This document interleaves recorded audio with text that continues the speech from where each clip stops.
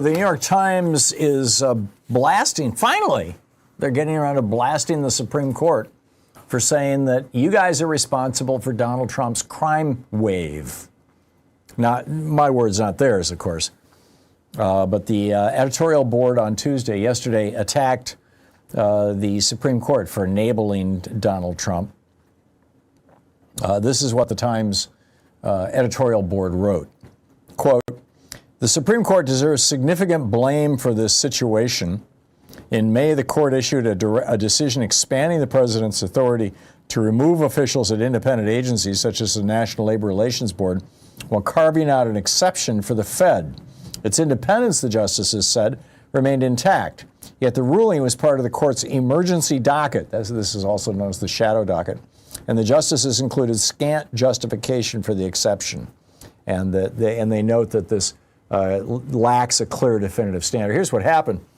Trump wanted to fire members of the National Labor Relations Board so he could pack the board with people who hate unions, because Republicans hate unions. They don't want middle-class people to have a decent middle-class lifestyle. Republicans believe that if the majority of Americans are kept in or near poverty, that A, there's more money for the really rich people, which is who the Republicans genuinely represent, but B, you're more likely to have a docile society. Republicans learned this lesson really, really well. Back in 1951, Russell Kirk wrote this book, The Conservative Mind, from Burke to Eliot, was the subtitle.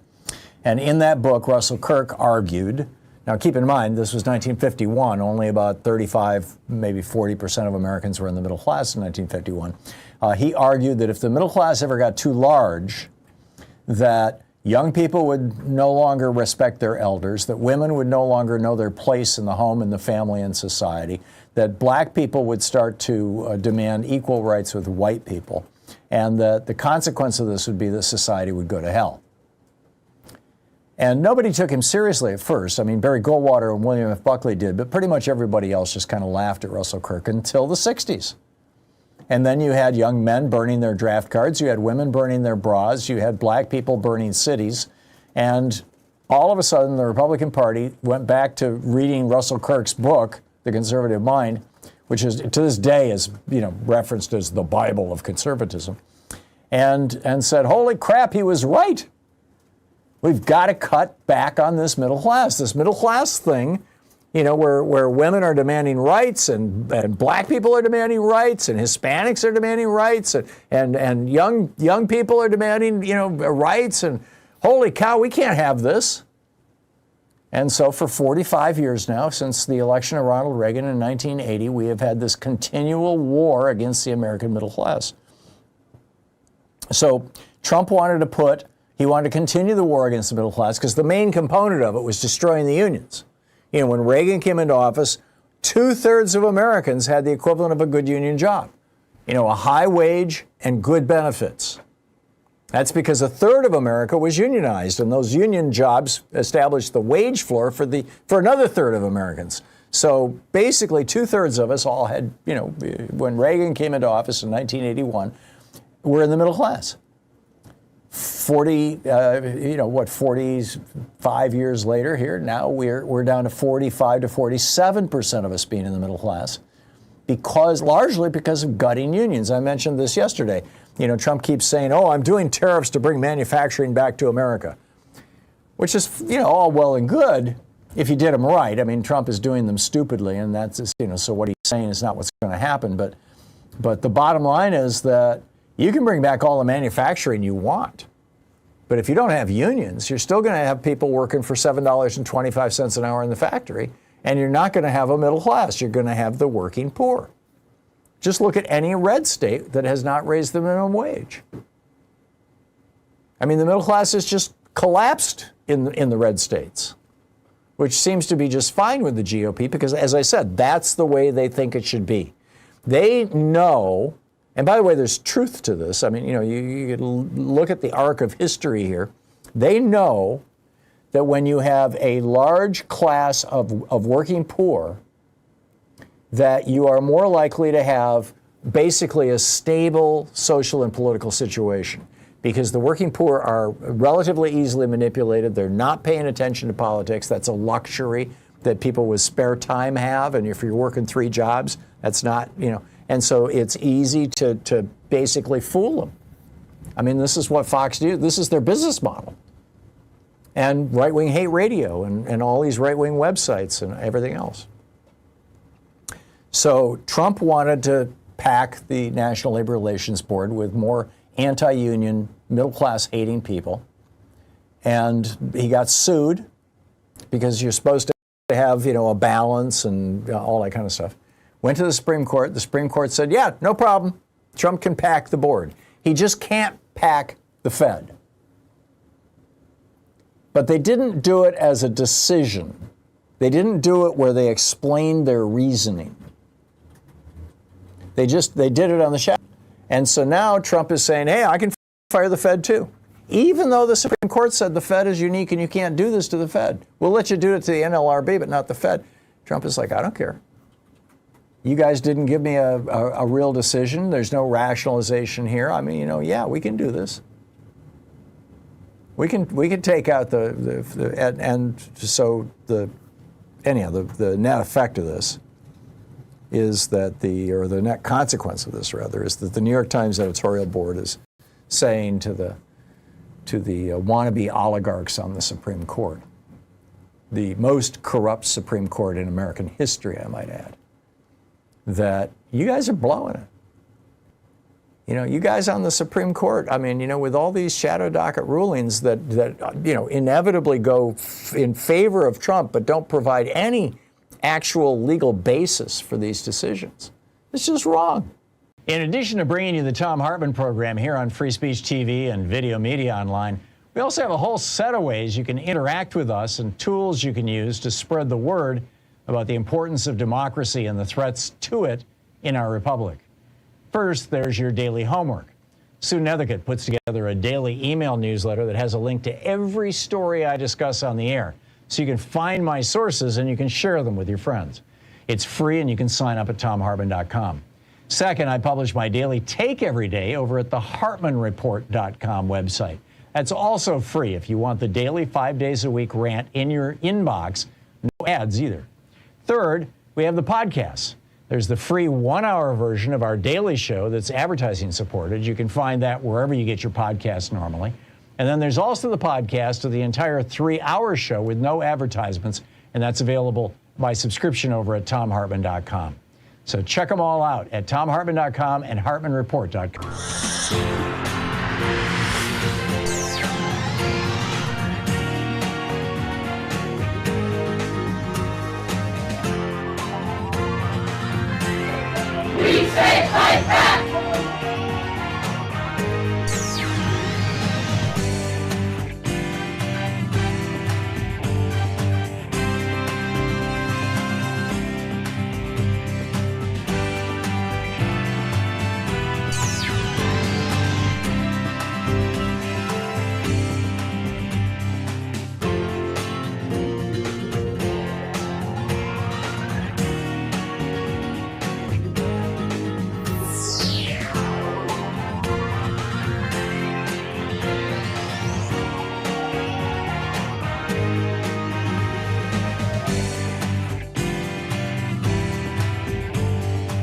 It's the Thom Hartmann University Book Club. Today we're reading from Seize the Time, the story of the Black Panther Party and Huey P. Newton by Bobby Seale. This is from page 85, a subchapter titled Huey Backs the Pigs Down. And there are a few words in here that I'll be filling in, as it were. They're walking, he says, one day as we were walking out of the office, I guess we'd been there about a month or so, a pig passed by. He saw us coming out of the office with shotguns and pistols on our sides. About 6 or 7 of us came out of the office there in the daytime, and we looked at the pig as he passed by, and he jumped on his radio because he saw us coming out of the office with these pieces and stuff. We had just finished field stripping weapons, learning about 00 buckshot, learning about the 9mm and the 45, and having a political education session. We had a 45 and a 357 Magnum in the group and a couple of M1s. We had 3 or 4 shotguns by then. We bought up guns like a son of a bitch then. The pig went down 2 blocks and turned around, came back up the other side of the street. They were building rapid transit, BART, right down from Grove Street there, and we went up the other side of the boulevard and came back. We readily assessed that the pigs were ready to see what the F was happening, that this pig had radioed in, and he was running it down, how he had, quote, seen some N-words come out of a place here with some guns and blop, blop, de bloop, etc., come out of this office with guns and stuff. He was radioing into other pigs to help get them. Huey had his father's car that day, and he goes through that whole thing. So anyhow, the police pull him over, and Huey got in the car, and a pig came up to the window. You have any driver's license? So Huey rolled the window down. That wasn't more than a 3 or 4 inch crack in the window. Huey handed his license out the window. Is this your true name, the pig said? And Huey said, yes, that's my true name, Huey P. Newton. Is this your true address, 841 47th Street? And Huey said, yep, that's my true address, 841 47th Street. And what are you doing with the guns? And Huey said, what are you doing with your gun? This particular pig decided he wasn't going to argue, so he went back and got his little writing pad there where they fill out S-word. Your true name is Huey P. Newton? Huey said, that's right. The pig wrote it down. Your true address is 841 47th Street? Huey said, that's right. The pig then looked at his license. What's your phone number? And Huey said, 5, and stopped and wouldn't say anything else. And the pig said, 5 what? And this is when all the S-word between the pig and the party and the pigs began. Huey said, the Fifth Amendment. You ever heard of it? Don't you know about the constitutional right of a person not to testify against himself? 5, I don't have to give you anything but my identification, name, and address, so therefore I don't even want to talk to you. You can leave my car and leave me alone. I didn't even want to hear you. What do you mean, the pig said. And Huey said, just what I said. The constitutional right of any man is that he doesn't have to testify against himself. And Huey had a big M1 sitting to his right with his hand on it. I had this 9mm sitting beside me, and Huey had this M1 at his side. Huey was driving. 4 other brothers were in the back seat. One of them was Bobby Hutton. They were being quiet because Huey told him to be quiet, and the pig is going crazy. He's by himself, and Huey's got all these black N-words in the car going for the MFer. Meanwhile, while the pig is trying to get bad, 3 cars drove up behind us and 1 in the front. Some more were in the driveway. Blop, blop, blop de blue. Then another car came in front of us. A pig jumped out of the car, walked up to our car, and said through the crack in the window with a hoggish voice trying to sound intimidating, what's going on here? And Huey said, the same basic procedures that are supposed to go on. Huey rolled the window down another 5 or 6 inches. The pigs were looking at the guns in the car. Can I see that pistol there? One of the pigs said. No, you can't see it, Huey told him. I was beginning to get skeptical about what was happening because he pointed to my 9mm pistol. Huey was on probation, and if they thought that this was Huey's pistol, I didn't know this law stuff the way Huey knew it, so I moved the pistol over beside me real close. It had been lying in the middle of the seat. I said, no, you can't see it. Huey said, no, you can't see the pistol, nor this, pointing to his rifle. And you don't want to look, and I don't want you to look at it. You don't have to look at it. Is that your pistol? He asked Huey. And I said, no, it's not his pistol, it's my pistol. I said that because I was thinking the man's going to jump on Huey because he already told me about the probation law. If he gets caught with a pistol, he's burned. But if he gets caught with a rifle, the man can't mess with him because his probation officer told him he can carry a rifle or shotgun and he couldn't stop him. The pig said, can I see it or not? So Huey said to me, I'll talk. And then he said to the pig, no, you can't see the pistol. Get away from the car. We don't want you around the car, and that's all there is to it. Well, I can ask him if I can see his pistol or not, the pig says. So I says, well, you can't see my pistol. The MFers tried to get indignant. They were blabbing and oinking to each other about who in the hell we thought we were, and Constitution my ass, they're just turning it around. Then the pig said to Huey, who the hell do you think you are? Look, damn it, Huey said. He opened the car door. This is where Huey got mad. I mean, you have to imagine this N-word. He got mad because these dogs were going to carry on and they were bracing up like they were bad. Huey didn't go for this at all. Huey got very mad. He opened up the door saying, who the hell do you think you are? In the first place, this man, pointing at the pig, came up here and asked me for my license like he was citing me for a ticket or observation of some kind. This police officer is supposed to be carrying out his duty, and here you come talking about our guns? Huey put his hand around his M1 rifle and continued, we have a constitutional right to carry the guns, and anyway, I don't want to hear it. The pigs backed up a couple of steps, and Huey was coming out of the car. Huey had his hand back in the car getting his M1, and you know, if you've ever seen Huey, he gets growly but articulate. He came out of the car with his M1. Huey knows this law so well that he wouldn't have had the one M1 loaded inside the car. So he came out of the car, he dropped around into the chamber right away. Clack, clop. Who do you think you all are anyway? Huey said to the pigs. And the pigs were all on the sidewalk harassing all the brothers and sisters who gathered around. You move on down the street, said the pig. Huey started interrupting. You don't have to move down the street. Don't go anywhere. These pigs can't keep you from observing. You have a right to observe an officer carrying out his duty. And these pigs, they listen to all this S-word, and it goes on from there. It's a great story. Seize the Time by Bobby Seale.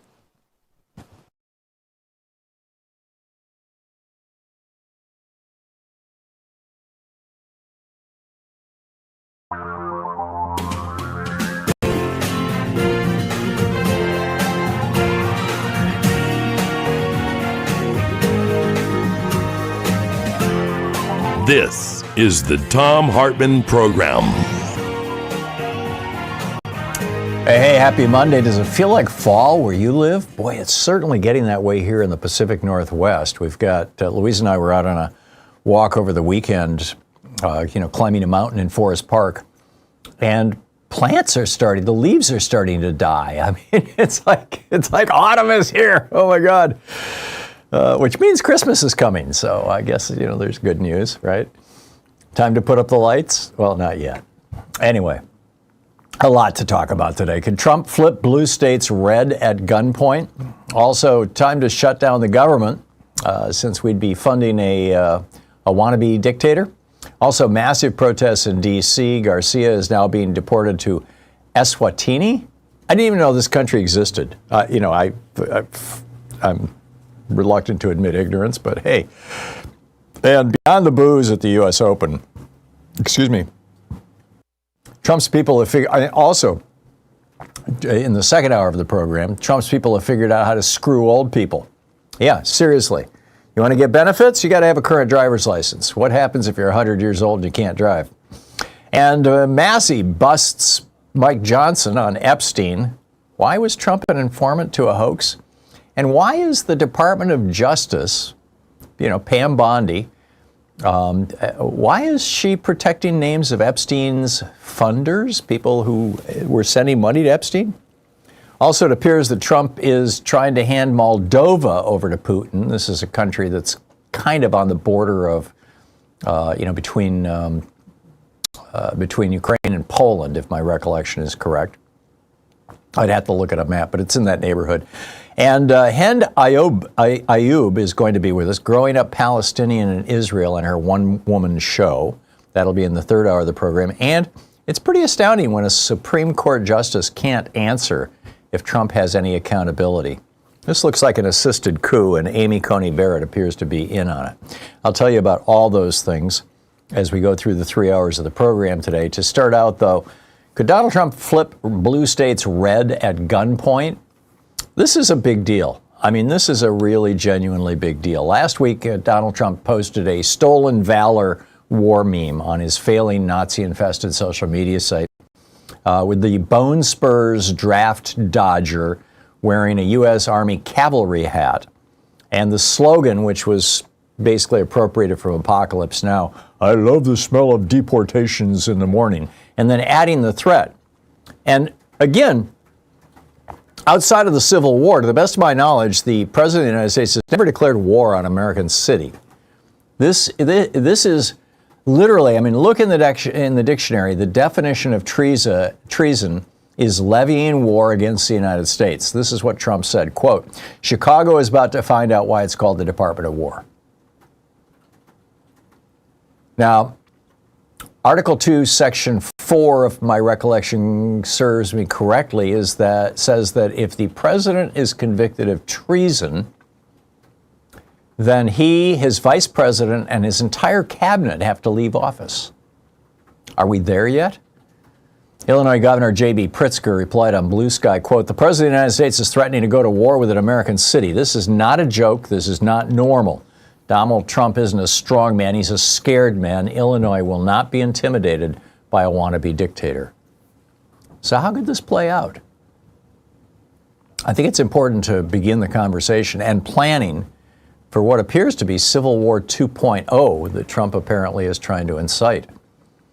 First off, there is a precedent for sending federal troops into American cities. JFK did it in 1962 in the Ole Miss crisis. In 1954, Brown v. Board of Education, just 8 years earlier, the Supreme Court had ruled that schools had to integrate, and Ole Miss refused to.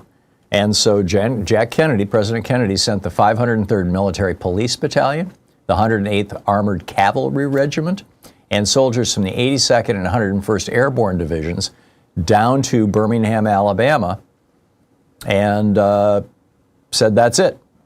You are not going to prevent these black people from going to school or sitting at lunch counters." And Kennedy actually invoked the Insurrection Act of 1807, which is actually a collection of laws that were passed between the 1790s and the 1820s.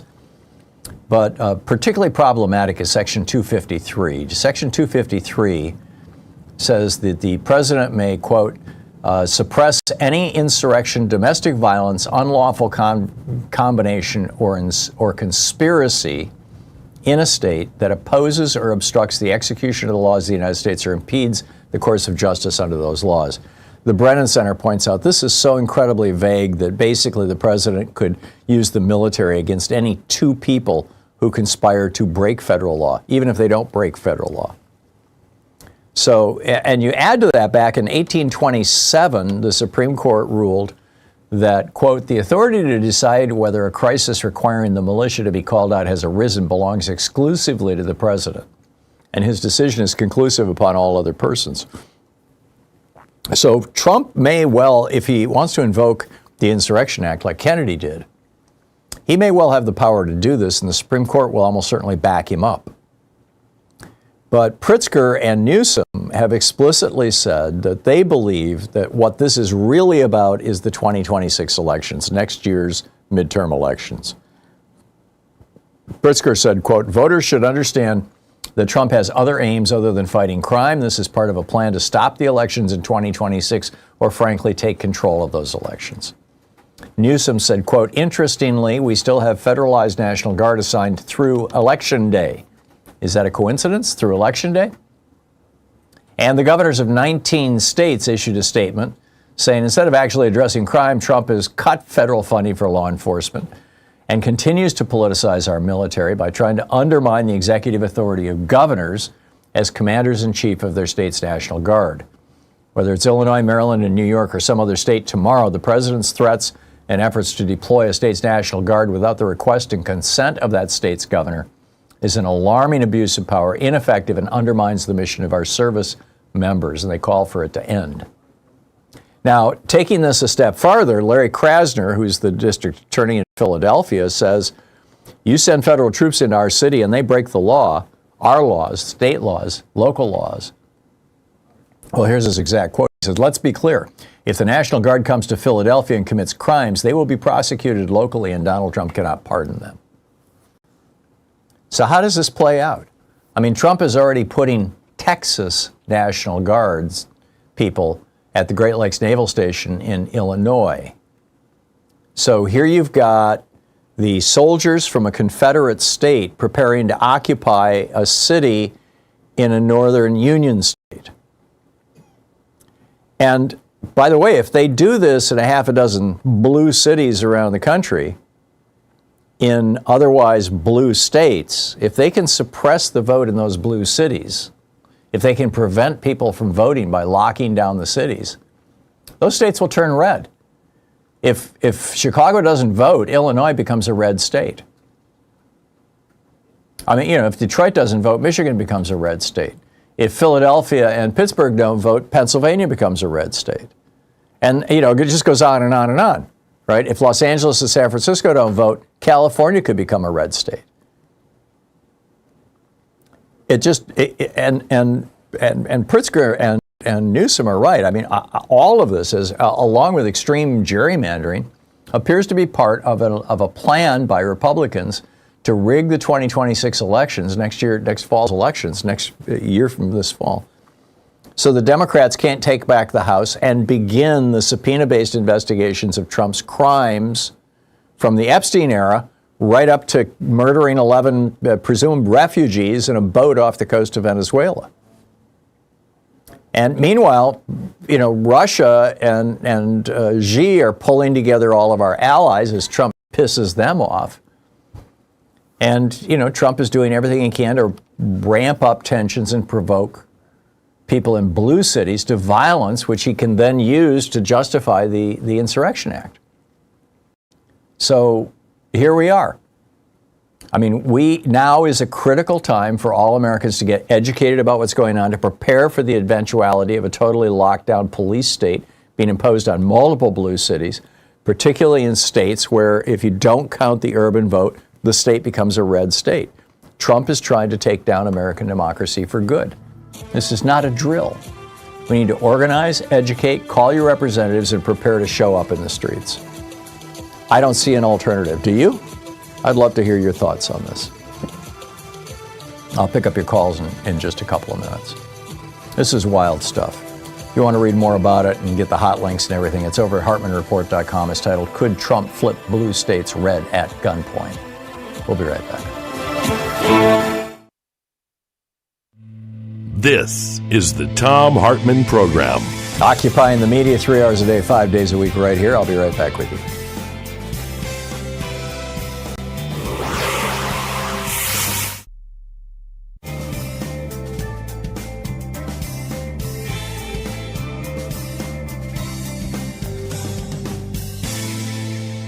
And welcome back. Michael in Las Vegas. Hey, Mike, what's up?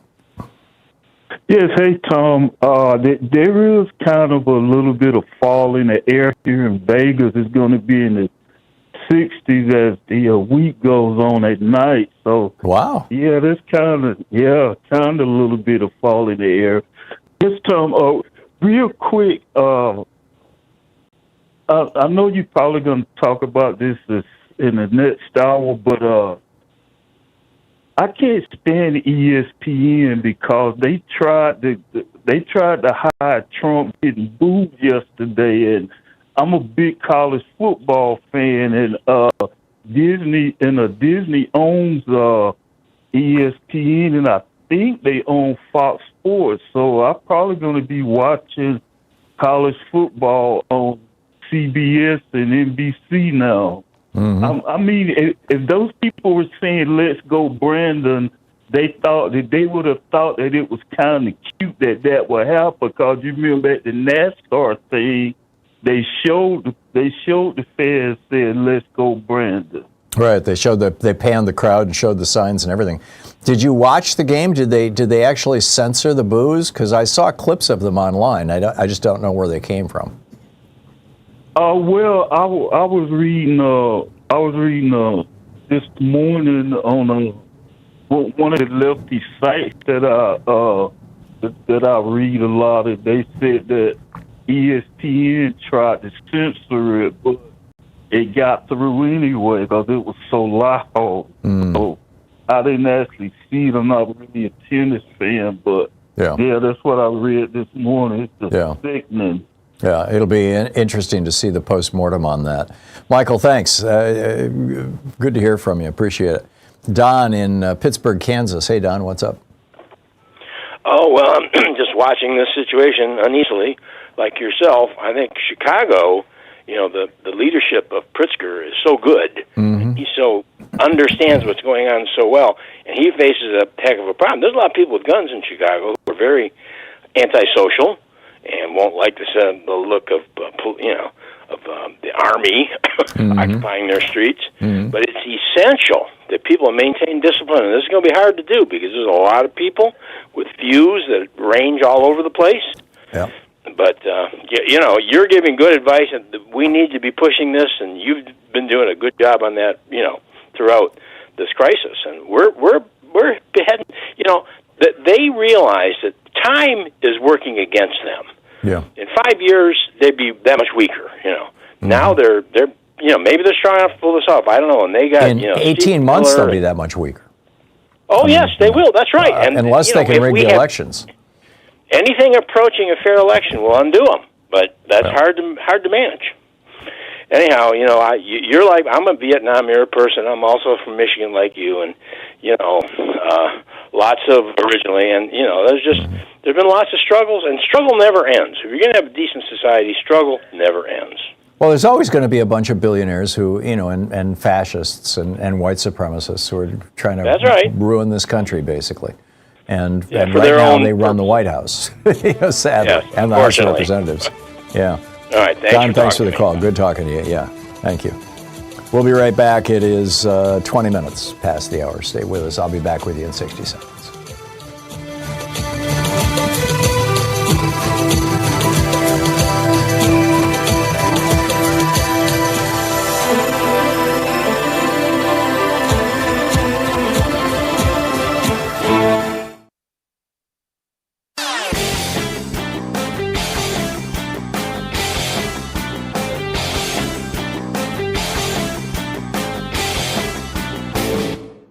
Missed my opening rant today? It's usually published over at HartmannReport.com, where you can read it and share it with your friends for free. Check it out, HartmannReport.com.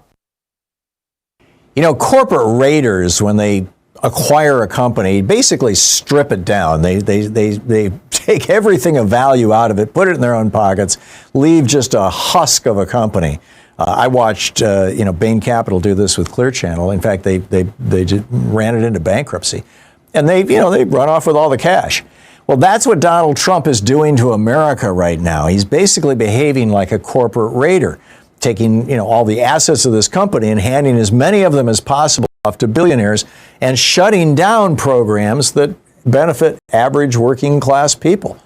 This is, an all billionaire cabinet, or largely billionaire cabinet, with a billionaire president, and they're dancing to the tune of the billionaires. It shouldn't surprise us, I suppose, but there's a whole article about it over in my Daily Take entitled "Trump's Hostile Takeover of America, the Corporate Raiders' Final Heist," over at HartmannReport.com. Check it out.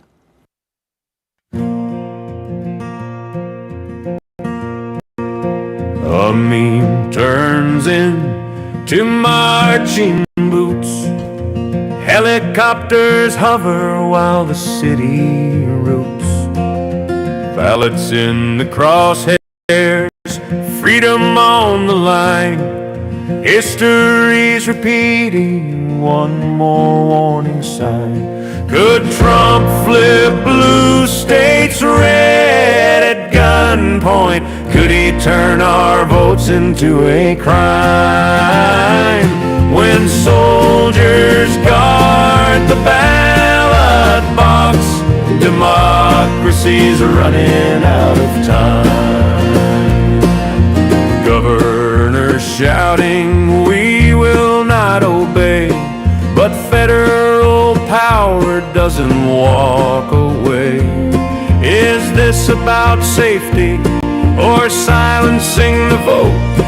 The future of a nation hanging by a note. Could Trump flip blue states red at gunpoint? Could he turn our votes into a crime? When soldiers guard the ballot box, democracy's running out of time.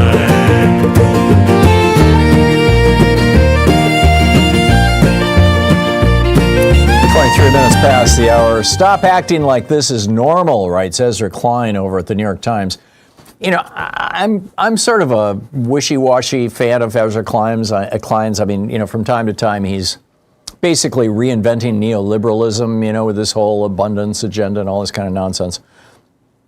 But this was pretty straightforward. He's stop acting like this is normal. He said in about 3 weeks, the government's funding is going to run out and Democrats face a choice. He points out that the last time this happened was in March. And at that time, the Democrats chose to fund the government, to go along with funding the government, in part because DOGE was chainsawing its way through the government. The Democrats lacked a message. They didn't have a sliver of leverage. They needed at least 7 Democrats. Republicans needed at least 7 Democrats, by the way. But Chuck Schumer said, nah, let's just fund the government. And the Democrats just folded. And over in the House, Hakeem Jeffries, his excuse was, we should have a shutdown. Hakeem Jeffries was actually arguing for a shutdown. Schumer was against it. And his reasons were that a crisis creates attention. Attention gives the Democrats a chance to make their case. And it will be heard by the American people because it's in the context of a crisis. And Schumer was saying, well, the courts are stopping Trump, and if you stop the government, you might shut down the courts. And secondly, the Democrats want the government to work. And third, the market was quaking at the threat of Trump's tariffs, so just let the market crash and everything will be good. Schumer badly misjudged the situation. So bottom line here, and in fact, not a single one of Schumer's arguments has any validity right now. Bottom line here, in about 3 weeks, what is today, the 8th? In about 3 weeks, the government's going to shut down unless a package, 10 spending bills get passed, or there's another continuing resolution to just continue funding the government at current levels.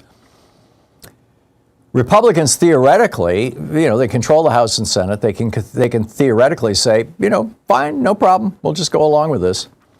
Although Democrats could filibuster it in the Senate, more problematic. The Republicans may not have all the votes they need in the House.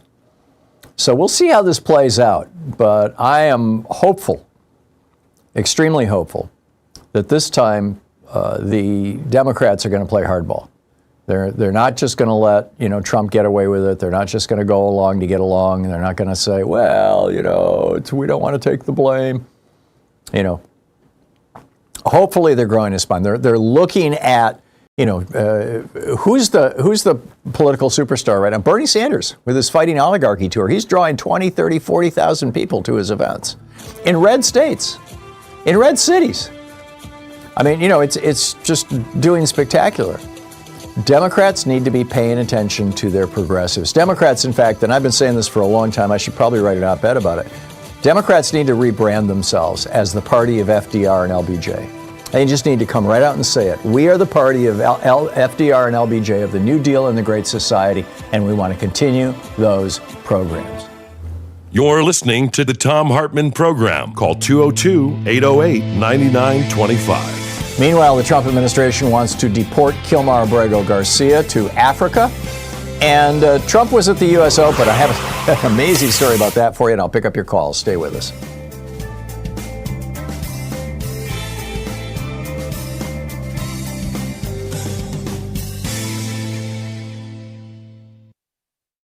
Today from a book by Four Arrows, also known as Donald Jacobs, or Don Jacobs. It's titled Point of Departure, Returning to Our More Authentic Worldview for Education and Survival. This is from Chapter 3, Community-Oriented Self-Authorship. Knowing the power of intentional and unintentional trance-based learning and how the latter can make us susceptible to believing untoward communication from authority figures, we can understand one reason self-authorship is important in the indigenous worldview. When we are in control of our thinking and trust our intuitive insights, our natural trance awareness helps prevent misdirection from external influences. It gives us the authority for what we can then instill in our minds to achieve. If someone such as a trusted shaman or psychologist has, certain skills at hypnosis, we might tentatively authorize him or her to help us form the most effective images, but we do so with full awareness. More important than avoiding negative influence from perceived authority figures, however, is the self-authorship via indigenous worldview that gives high degrees of individual autonomy to people while at the same time assuring that people use their freedoms to help their communities. In the indigenous worldview, the highest authority for all decisions comes from one's personal, honest reflection on lived experience with the understanding that everything is related. It is this understanding that makes a distinction between self-authorship, as it is generally perceived in the dominant worldview, and that of the indigenous one. Self-authorship is always ultimately in the service of the greater good in the latter. Self-authorship in indigenous ways of thinking comes from knowing that the highest experience for decisions comes from honest reflection on lived experience in light of realizing that everything is related in life, and this interconnectedness must be a part of all decisions. Michael Anthony Hart gets to these ideas about inner authority coming from such reflection. Through inward exploration, tapping into creative forces that run through all life, individuals come to subjectively experience a sense of wholeness. This exploration is an experience in context, where the context is the self in connection with happenings, and the findings from such experience is knowledge. Happenings may be facilitated through rituals or ceremonies that incorporate dreaming, visioning, meditation, and prayer. The findings from such experiences are encoded in community praxis as a way of synthesizing knowledge derived from introspection. Hence, indigenous peoples' cultures recognize and affirm the spiritual through practical applications of inner space.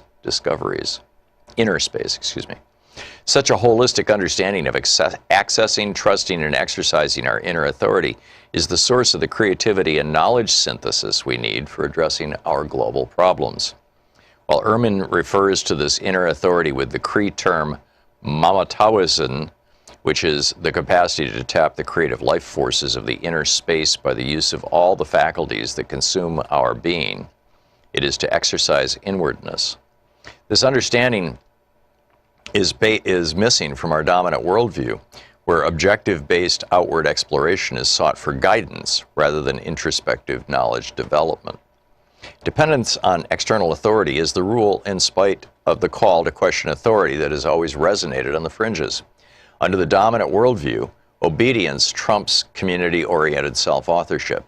Decision-making is rarely a holistic process, nor does it utilize alternative states of awareness, deep reflection, and community praxis. The random quotations below, selected from an internet search, reveal that obedience to authority is common under the dominant worldview. Obedience to lawful authority is the foundation of manly characteristics by Robert E. Lee. All religions have based morality on obedience, Alexander Herzen. Obedience brings peace in decision-making, James Faust. Justice is the insurance that we have on our lives and property. Obedience is the premium we pay for it, William Penn. I was not born to be free. I was born to adore and obey, C.S. Lewis. Every game has rules. Life's a game that has its respective rules. Obey the rules, win the game, Israel Ayoub.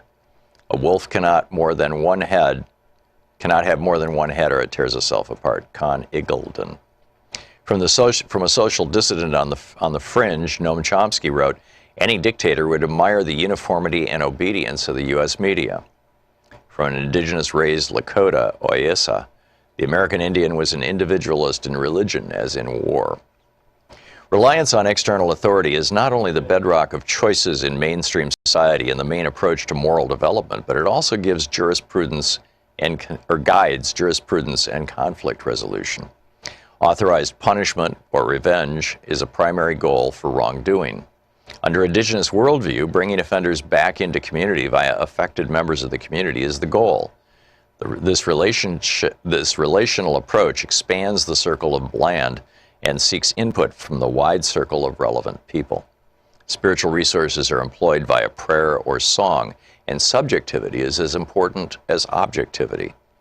Hart emphasizes this relationship as emphasizing spirit and spirituality, and in turn a sense of communitism and respectful individualism. And then he goes on about the indigenous worldview and how it relates to what we would call communism. Point of departure by 4 arrows.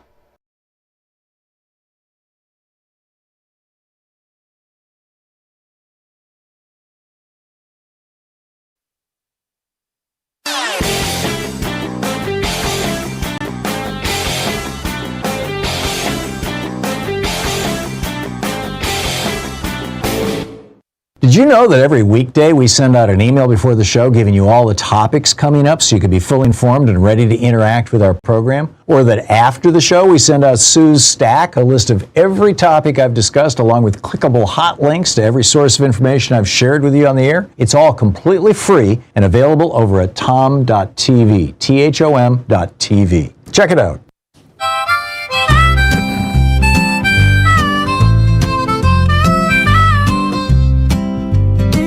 Used to be a man could buy a home,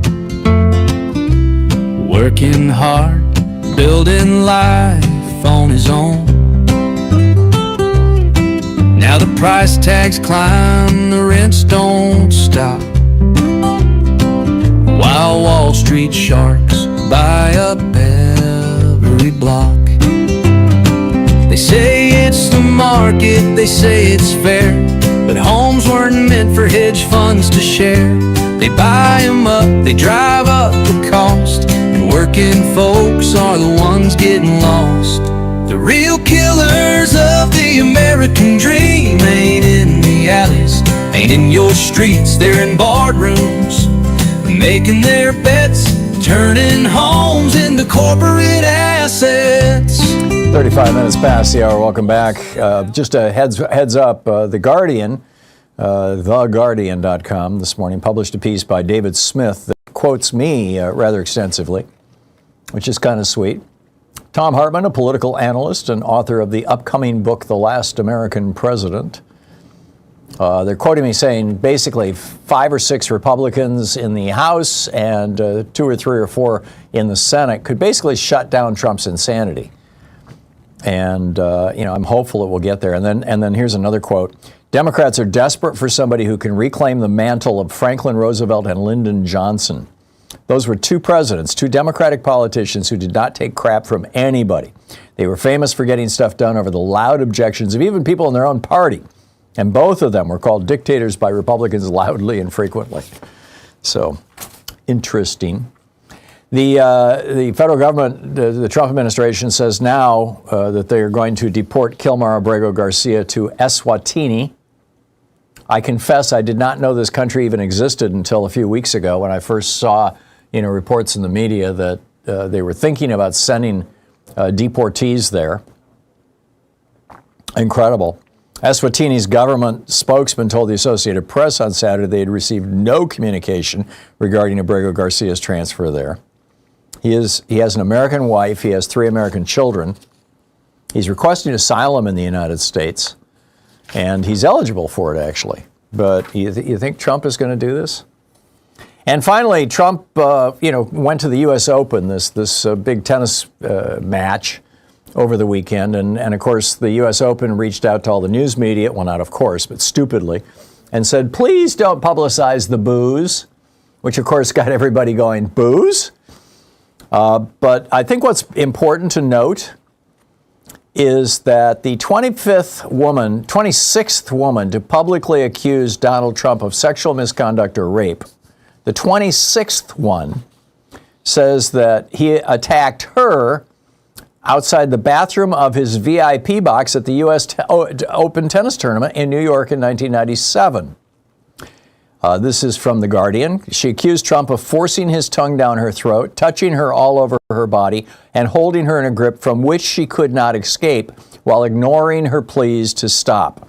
Quote, his hands were very gropey and all over my butt, my breast, my back, everything, she said, recalling how she used her teeth to try to force his tongue out of her mouth. I felt trapped.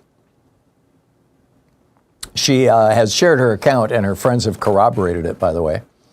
Doris also has 6 photos of her encounters with Trump over the 4 days she spent with him. She says, I feel there's a lot of girls who've had a lot worse from him, but in this case, he's not going to be able to say he doesn't know me. She is the second woman to accuse Trump of assaulting her at the U.S. Open. Now, did you see any coverage of this at all this weekend at the U.S. Open? Oh, here comes President Trump. Twice now he's been accused of sexually assaulting women at the U.S. Open. Will he do it again today? Not a single reporter, not a single news agency, to the best of my knowledge, had the guts to ask that question. That was in 1998. Karina Virginia, also a former model, says that he attacked her there. More than half of the accusations made against Trump, who bought the Miss Universe franchise in '96 and set up his own modeling agency, Trump Model Management, in '99, relate to models or pageant contestants. They're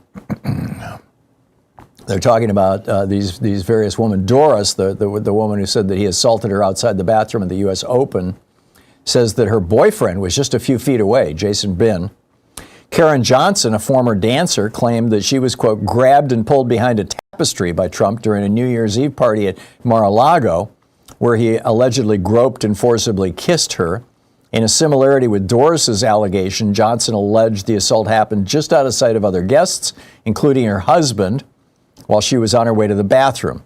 These allegations also have similarity, those made by Jill Harth, who claimed Trump sexually assaulted her and pulled her into his daughter Ivanka's childhood bedroom at Mar-a-Lago in the early 1990s during a guided tour of the residence. Her then boyfriend, George Harani, was also in the Palm Beach residence at the time. Trump apparently likes doing this in front of the husbands and boyfriends of these women, just out of sight, of course.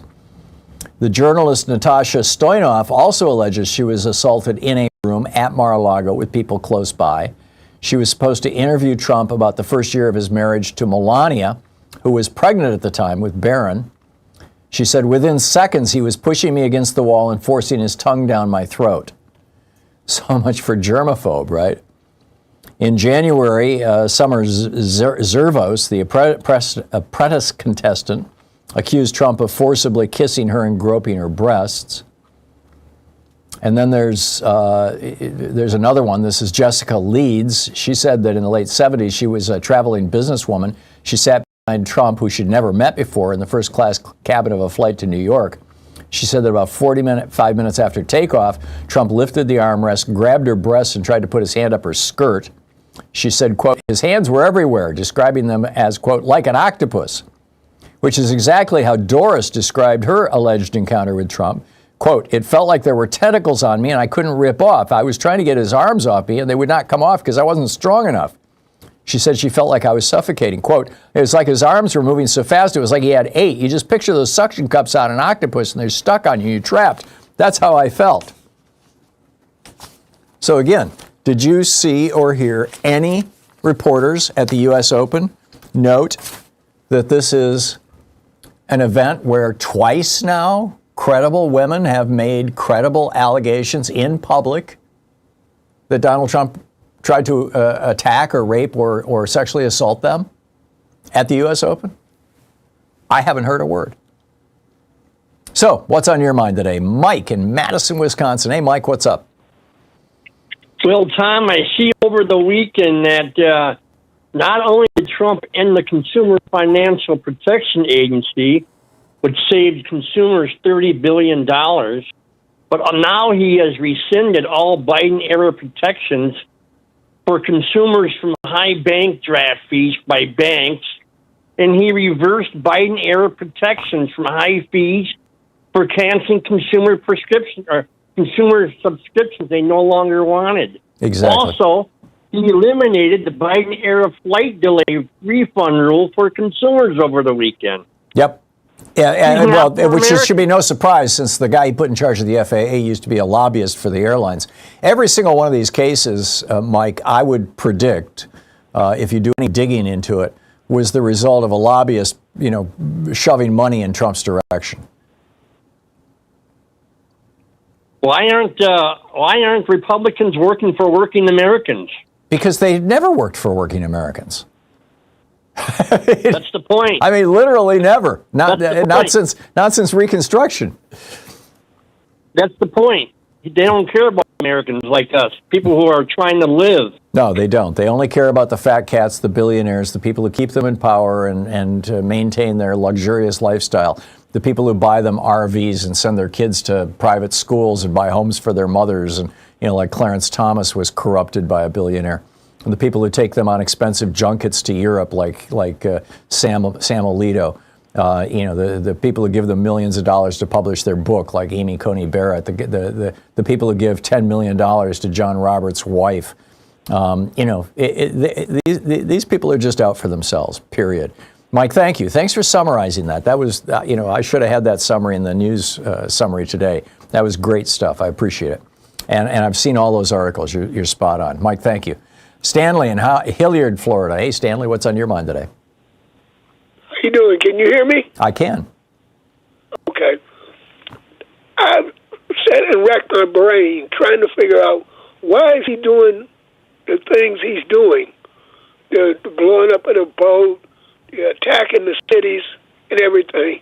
And I've come up with a possible answer. Thank you. There's stuff in that file that makes him look a fiend, like a sex fiend. And it's no telling what he did with those young girls. So you think most of what he's doing right now is to distract us from Epstein? Yeah, absolutely, to distract. I would put it in a slightly different frame. As a dictator, he cannot be challenged for anything he has done. So it's not just to distract us from the Epstein files. It's to make it so that he can direct the people in the government, and he's already doing this. Obviously, Pam Bondi is, clearly, and Kash Patel clearly running a massive cover-up of Trump's involvement with Epstein's, industrial-sized raping young girls program. Right. But by asserting dictatorial powers, he's also preventing anybody in the government from publicizing anything, from releasing any information, or for that matter, even holding him to account. I don't know about statute of limitations on a lot of this stuff, but, there's always civil lawsuits and things like that. And he's just, the Supreme Court has given him immunity. He's gotten immunity 16 ways to Sunday. And I think that by grabbing all this power, he's making it even harder for them to ever hold him to account. It's not just the distraction. Make sense, Stanley? Yeah, to a point. With me, to a point. But Yeah. I'll go along with what you say. You sound pretty good. Okay. Thanks a lot, Stanley. Nice to hear from you. I appreciate the call. We'll be right back. It's 46 minutes past the hour.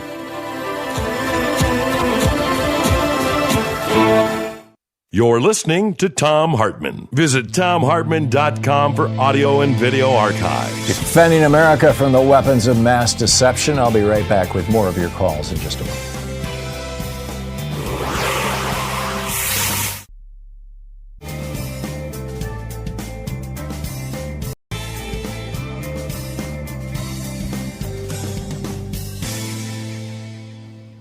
Welcome back. DHS launches Operation Midway Blitz in Chicago. Geez. It's begun. Elizabeth in Santa Monica. Hey, Elizabeth, thanks for listening to KPFK. What's on your mind today? Oh, thank you. Thank you for your show. And I'm looking forward to when Trump is out of the picture and all our energy isn't involving discussions about him. Yeah. I'm so sick of him. I agree. Anyway, scary times. And my topic is, what do you think about restructuring California? Newsom wants to do this. It seems kind of dangerous. Are you talking about making it 2 states or 3 or 4 states? I don't know. For the elections, there's a vote. Oh, you're talking about redistricting. Yes, redistricting. Yeah. California has fair maps as a result of a citizens' initiative. Newsom is saying that, as long as the Republicans are going to have unfair maps, Democratic states should have fair maps. I think that makes perfect sense, Elizabeth. Okay, and it also, I read it was temporary until That's correct. Yeah, so that seemed better. That's correct. Okay. And then you go back to the old maps. No, this is just fighting fire with fire. It's pretty straightforward stuff, and I endorse it. Okay. Oh, good. Okay. Thank you very much. Yeah, sure enough. Thank you, Elizabeth. Rick in Doylestown, Pennsylvania. Hey, Rick, what's up? Yeah, well, I had come to the knowledge recently that, particularly the nursing home where I used to work, the people that are involved with admissions, apparently somebody walked in on a meeting, and apparently that nursing home and other nursing home people I've talked to, they're really getting concerned is, if we don't have Medicaid, what are we going to do? Yeah. Well, you've got a bunch of hospitals that are going to close down. Yeah. And the other quick matter is there is an old TV show called Secret Agent Man. So if anybody can listen to that song, they can exactly identify it with Trump and maybe make a tune just like it. That's an idea. I'll pass that along to Louise. Secret Agent Man. Yeah, they took away your something and gave you something. I don't remember the words now. That's right. You got it. That's right. Yeah. That's right. Okay. Thanks a lot for the call. Will in Bushkill, Pennsylvania. Hey, Will, what's up? Hey, Tom. A strategy suggestion for the Democrats. I know you know all about this. You're on top of this. You have been for probably decades. But we can never remember and bring up too often Lee Atwater, the brilliant, evil Reagan strategist. And all Democrats have to remember is one short sentence, and it is, if you are answering, you are losing. Yeah. If you want to win an election, make your opponent answer. And he knew, how do you win? Attack, relentlessly and mercilessly, and never stop. And it works almost every time. Our Democratic people, anybody running not only for office, but even people advocating online, attack, and never stop. It is way, way better to do that. I hate to say it, than being not only nice, but sometimes even promoting your own ideas. You want to do both, but attack. Okay. Yeah, I'm with you. Will, thank you. Thank you. I appreciate the call. It's spot on. Yeah. And the other thing that Lee Atwater famously said is work the refs. In other words, complain about the media bias. Democrats are not doing anywhere near enough of this now, as the media has gone more and more to the right. Thank you, Will. It is 51 minutes past the hour. I'll be back with you in 60 seconds.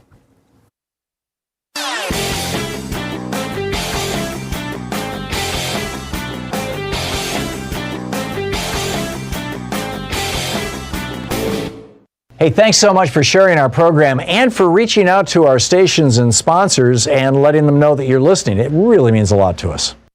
Donald Trump lost, voter suppression won in 2024. That's the headline over at HartmannReport.com, and just a brilliant article written by Greg Palast exclusively for the Hartmann Report. He writes, Trump lost. That is, if all legal voters were allowed to vote, if all legal ballots were counted, Trump would have lost the states of Wisconsin, Michigan, Pennsylvania, and Georgia. Vice President Kamala Harris would have won the presidency with 286 electoral votes. And if not for the mass purge of voters of color, if not for the mass disqualification of provisional and mail-in ballots, if not for the new mass vigilante challenges in swing states, Harris would have gained at least another 3.5 million votes, topping Trump's popular vote tally by 1.2 million.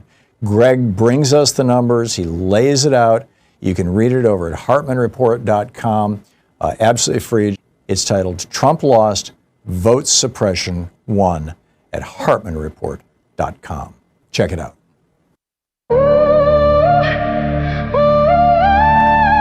"53 minutes past the hour. Welcome back. Picking up your calls here. Robert in Mission Vallejo. Hey, Robert, what's up? Hey, Tom. You know, I have the same feeling about Ezra Klein because I don't know how you can invoke FDR and LBJ and how they didn't take any shit with the fact that they had... Yeah, Robert, I'm sorry. You can't use that kind of language on the air. I've got to drop you. It's just, and my apologies to anybody who might have been offended. Ron in Berrien Springs, Michigan. Hey, Ron, what's on your mind today? Tom Hanks was just disgraced by Trump, in my opinion, when he was throwing off the speaker's platform rhetorically before the cadets. I don't think he was disgraced. I think he was elevated, actually. Yeah, well, here's what I'm getting at, though, Tom. Tom Hanks comes from the Abraham Lincoln lineage. You know that, right? And he should. You mean he's an ancestor? He's a descendant of Lincoln? Yes, he is. The Hanks side of the family. Oh, I didn't know that. I didn't know that. Huh. Yeah, well, check it out. Yeah, I believe I'm sure I'm right. But he played a part, Tom Hanks, and he called him woke. And I think his woke movie was especially Forrest Gump, where he played a Vietnam veteran. Yeah. And I'm not saying he was a Vietnam veteran against the war. At least he was being portrayed as such. And, that's a very honorable position to have taken. And he should hold up his family's honor and attack Trump for his family, for Abraham Lincoln, for people who are being trampled on right now. Yeah. And Tom Hanks has the power to do that. And I hope he has the courage and the fortitude to do that, because we need somebody like that right now. And I'll tell you right now, as a Vietnam veteran against the war, I'd stand 100% behind him. And I know every other Vietnam veteran would do that too, in their wheelchairs and ones who are still alive. So, yeah. Tom Hanks, I'm challenging you over the air right now on Thom Hartmann's show. Show courage. Show your Abraham Lincoln lineage. Come out fighting for us with us, Tom. Okay. Right now. We'll see what he says. Ron, thank you very much. Mark in Valley, Washington. Hey, Mark, what's up? Hey, good morning, Tom. I'm getting back to where you were asking what's going to happen with Pritzker and his administration saying that they will charge the Texas National Guard if they commit state crimes. I think that's exactly what Trump wants them to do. Yep. That way he can claim insurrection by whatever state it may be. Now, let's just go with Illinois right now, because Pritzker's the most outspoken about doing it. He's just going to say they're trying to succeed. They're trying to break away from his, that federal control. Yeah. And therefore, the Insurrection Acts must be put forth. Yeah, he wants a civil war. He really does. Yeah. He's been trying to gin one up ever since he first started out, Yeah, no doubt about it. Well, I'm originally from the northwest suburbs of Chicago, and I couldn't be prouder right now of Pritzker. And if he wants to pick a fight, Chicago's the right city for it. I'll give him that. Yeah, there you go. Mark, thank you. Kenyatta. Hey, Kenyatta, what's up? Listen, I'm going to try to be as pithy as I can. So let me start with an anecdote. You started the program talking about some country that I certainly hadn't heard of. There's only 200 or so of them. And you said, and I kind of smiled when you said it, you said, kind of some words akin to, you're kind of embarrassed by your ignorance. Let me tell you something. All you did was let us all know how much of a genius you are, and I'll tell you why. That's the Socratic paradox. The only true wisdom is knowing that you know nothing. And truly intelligent people understand the limits of their knowledge, and Thank you. Only makes them seek. 20 seconds left. You wanted to talk about turning California red. I do. California has been red before. Deukmejian, Schwarzenegger, and of Reagan. course, one that became president, Reagan. If California turns red, the United States is in trouble, and it's very possible. Last thing, let me give 1 second. You just talked about what's happening in Chicago, and apparently this is called Blitz something, and Trump and his love for Hitler and the Department of War. I speak fluent German just like you do. Blitzkrieg was something that Hitler implemented, and that term Blitz is, and then Department of War in front of it, is very disturbing. Yeah, Blitz is the German word for lightning. I mean, it means lightning war, basically. Blitzkrieg. Yeah. Kenyatta, excellent points all. Thank you very much, and thanks for your kind words. And keep up the great newsletter over on Substack. You're listening to Thom Hartmann.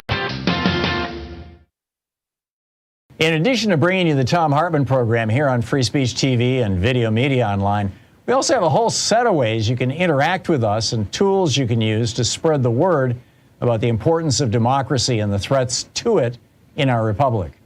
First, there's your daily homework.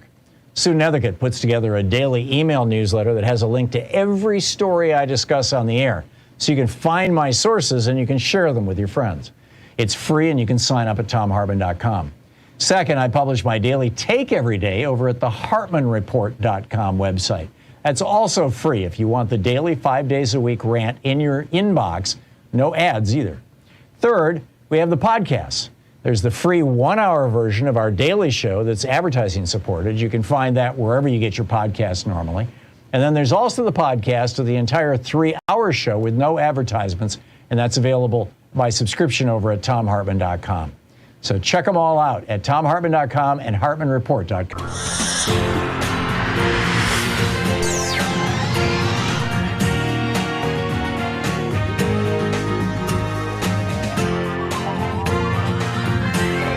We say fight back!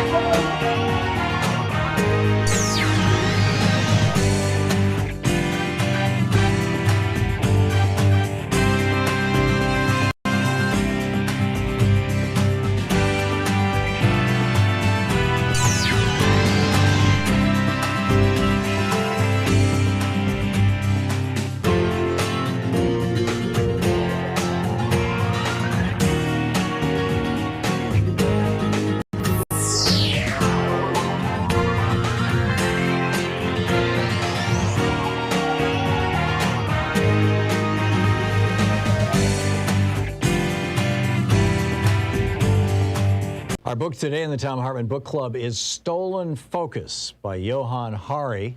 The subtitle, Why You Can't Pay Attention and How to Think Deeply Again. This is from the introduction titled Walking in Memphis. When he was 9 years old, my godson developed a brief but freakishly intense obsession with Elvis Presley. He took to singing Jailhouse Rock at the top of his voice with all the low crooning and pelvis jiggling of the king himself. He didn't know this style had become a joke, so he offered it with all the heart-catching sincerity of a preteen who believes he's being cool. In the brief pauses before he started singing it all over again, he demanded to know everything about Elvis. And so I jabbered out the rough outline of that inspiring, sad, stupid story. Elvis was born in one of the poorest towns in Mississippi, a place far, far away, I said. He arrived in the world alongside his twin brother, who died a few minutes later. As he grew up, his mother told him that if he sang to the moon every night, his brother could hear his voice. So he sang and sang. He began to perform in public just as television was taking off. So in a sudden swoosh, he became more famous than anyone had ever before been. Everywhere Elvis went, people would scream until his world became a chamber of screams. He retreated into a cocoon of his own construction where he gloried in his possessions in place of his lost freedom. For his mother, he bought a palace and named it Graceland. I skimmed through the rest, the descent into addiction, the sweating, gurning, stage jammering in Vegas, the death at the age of 42. Whenever my godson, who I'll call Adam, I've changed some details here to avoid identifying him, asked questions about how the story ended, I got him to duet Blue Moon with me instead. You saw me standing alone, he sang in his little voice, without a dream in my heart, without a love of my own. One day, Adam looked at me very earnestly and asked, Johann, will you take me to Graceland one day? Without really thinking, I agreed. Do you promise? Do you really promise? I said I did. And I never gave it another thought until everything had gone wrong. 10 years later, Adam was lost. He had dropped out of school when he was 15, and he spent literally almost all his waking hours at home alternating blankly between screens. His phone, an infinite scroll of WhatsApp and Facebook messages, and his iPad on which he watched a blur of YouTube and porn. At moments, I could still see in him traces of the joyful little boy who sang Viva Las Vegas, but it was like that person had broken into smaller, disconnected fragments. He struggled to stay with the topic of conversation for more than a few minutes without jerking back to his screen or abruptly switching to another topic. He seemed to be whirring at the speed of Snapchat, somewhere where nothing still or serious could reach him. He was intelligent, decent, kind, but it was like nothing could gain any traction in his mind. During the decade in which Adam had become a man, this fracturing seemed to be happening to some degree to many of us. The sensation of being alive in the early 21st century consisted of the sense that our ability to pay attention, to focus, was cracking and breaking. I could feel it happening to me. I'd buy piles of books and I'd glimpse them guiltily from the corner of my eye as I told myself, just one more tweet. I still read a lot, but with each year that passed, it felt more and more like running up a down escalator. I had just turned 40, and wherever my generation gathered, we would lament our lost capacity for concentration, as if it was a friend who had vanished one day at sea and never been seen since. Then one evening, as we lay on a large sofa, each staring at our own ceaselessly shrieking screens, I looked at Adam and felt a low dread. We can't live like this, I said to myself. Adam, I said softly, let's go to Graceland. What? I reminded him of the promise that I had made to him so many years before. He couldn't even remember those blue moon days, nor my pledge to him, but I could see that the idea of breaking this numbing routine ignited something in him. He looked up at me and asked if I was serious. I am, I said, but there's one condition. I'll pay for us to go 4,000 miles. We'll go to Memphis and New Orleans. We'll go all over the South, anywhere you want. But I can't do it if when we get there, all you're going to do is stare at your phone. You have to promise to leave it switched off except at night. We have to return to reality. We have to connect with something that matters to us. He swore he would, and a few weeks later, we lifted off from London Heathrow toward the land of the Delta Blues. When you arrive at the gates of Graceland, there's no longer a human being whose job is to show you around. You're handed an iPad, and you put in little earbuds, and the iPad tells you what to do. Turn left, turn right, walk forward. In each room, the iPad, in the voice of some forgotten actor, tells you about the room you're in, and a photograph of it appears on the screen. So we walked around Graceland alone, staring at the iPad.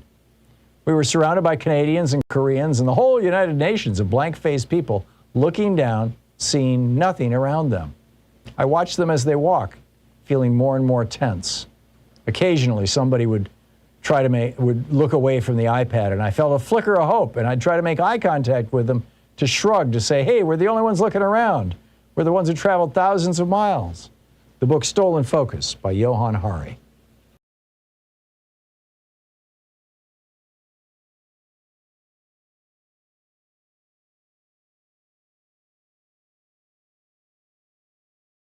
This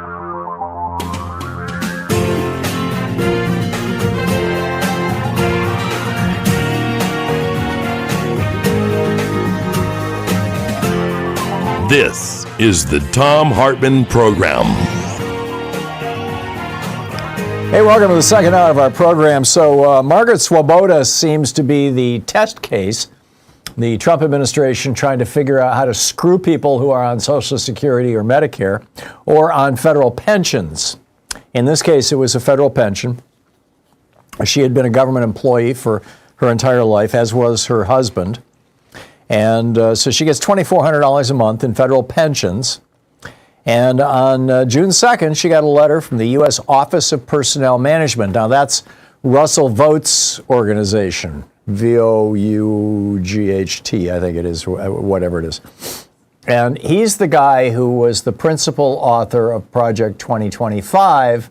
And one of the main goals of Project 2025 is to say, essentially, the only people who should get government subsidies are oil companies and billionaires. And to hell with the little people. They need to pull themselves up by their own damn bootstraps. And so here she is. She's 100 years old. And she gets a letter from Russell Vought's organization, the U.S. Office of Personnel Management, demanding that she include a notarized copy of her state ID and a picture of her holding a recent newspaper with the date showing to prove that she's still alive because she's 100. So she goes to so her son, she's legally blind. She's 100 years old, right? Her son takes her to a notary who says, I can't notarize this because your ID expired 3 years ago. Apparently she was driving up until she was 97, or at least still had a driver's license. But it expired 3 years ago. So under the law, I can't notarize you without a current driver's license, just like you can't vote without a current driver's license. And apparently you can't get your government pension without a current driver's license. So her son takes her to the Oregon Driver and Motor Vehicle Services Office, the DMV, and walks her through the process. Took all day. She says, I was upset and angry and nervous. I've tried to be independent.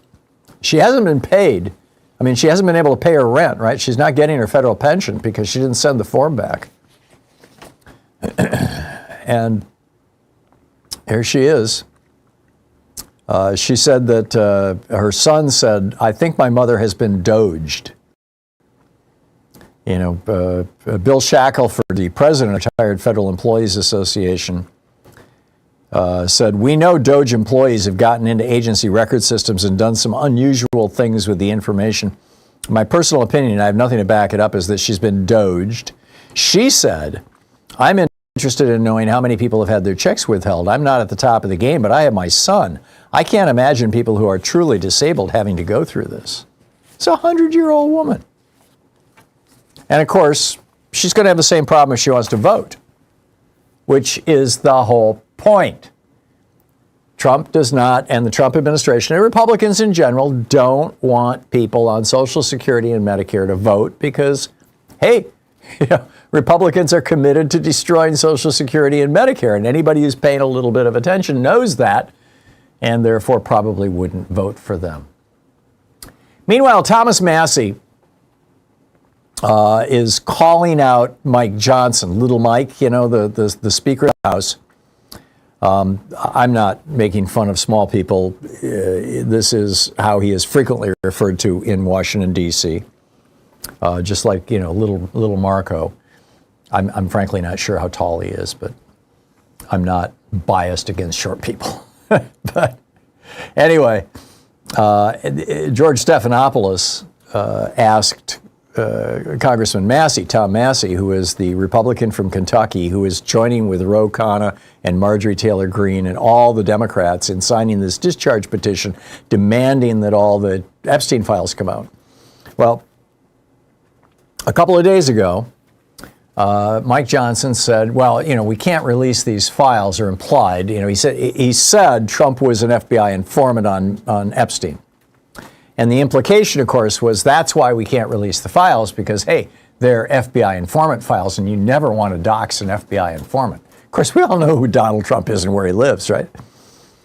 But anyhow, so Stephanopoulos says, Congressman Massie, let me begin with you and get your response to Speaker Johnson.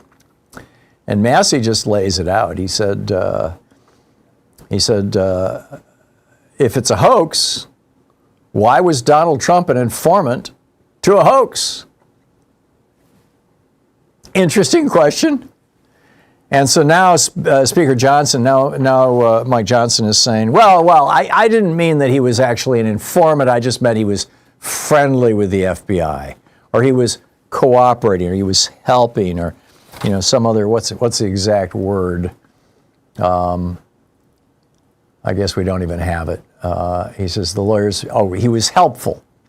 The lawyers for the victim said that Donald Trump had been helpful in 2009. Right. Meanwhile, the Department of Justice on Friday, this, again, Pam Bondi,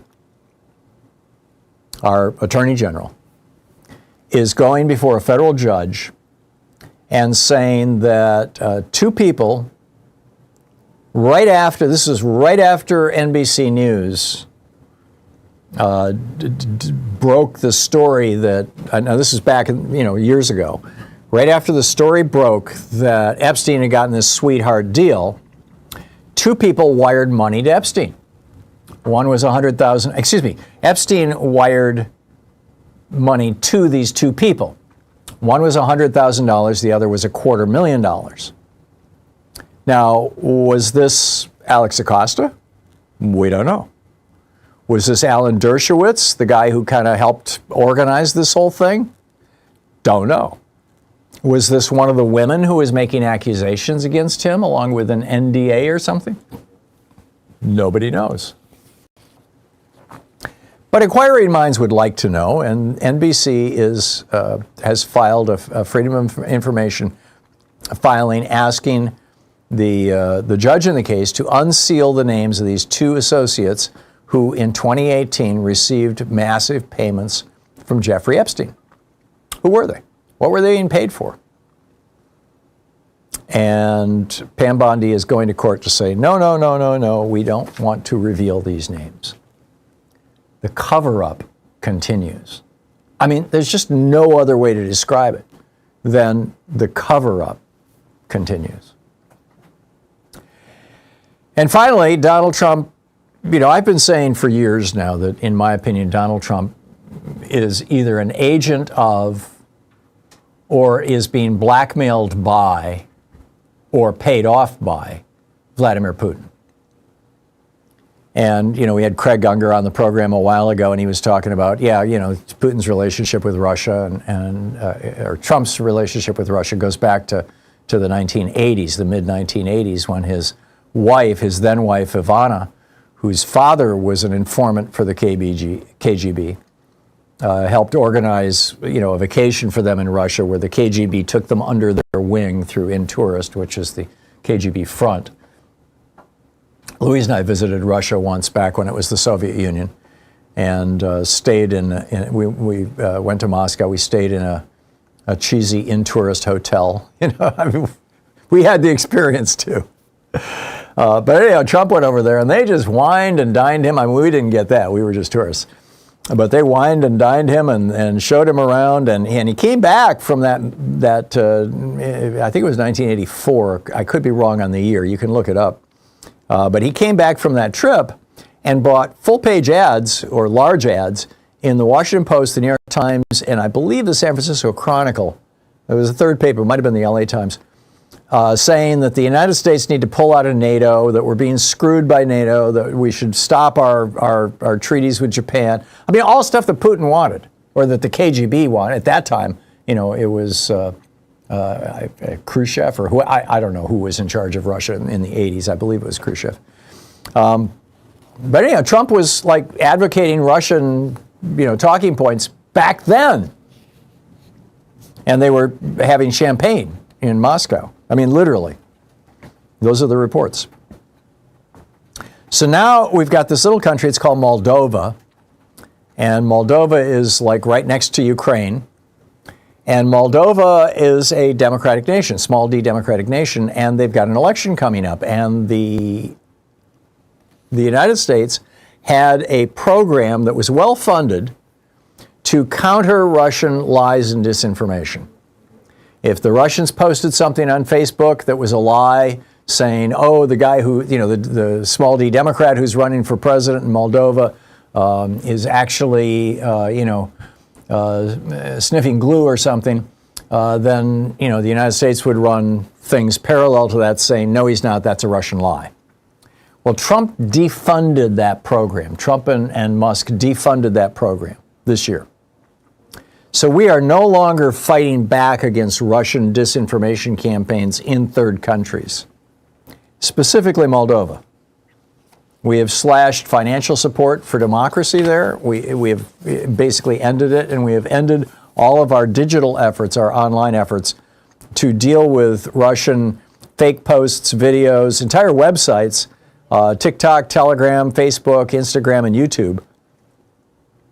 And now there's this election coming, and Thomas Malia, the former official at the State Department of the U.S. Agency for International Development, says the Russians are now able to basically control the information environment in Moldova in a way they could only have dreamed of a year ago.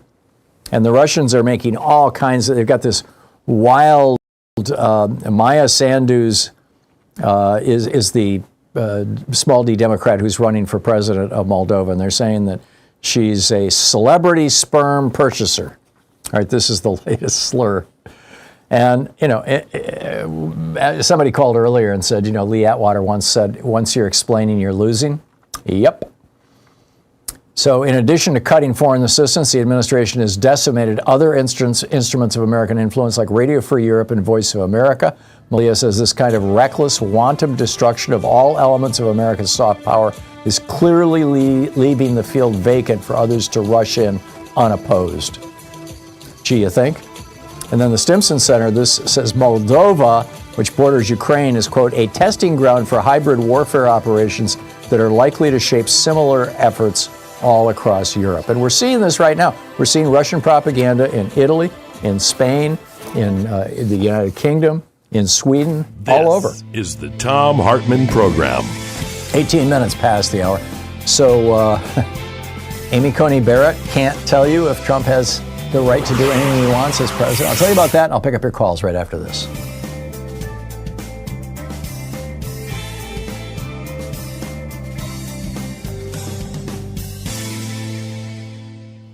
And welcome back.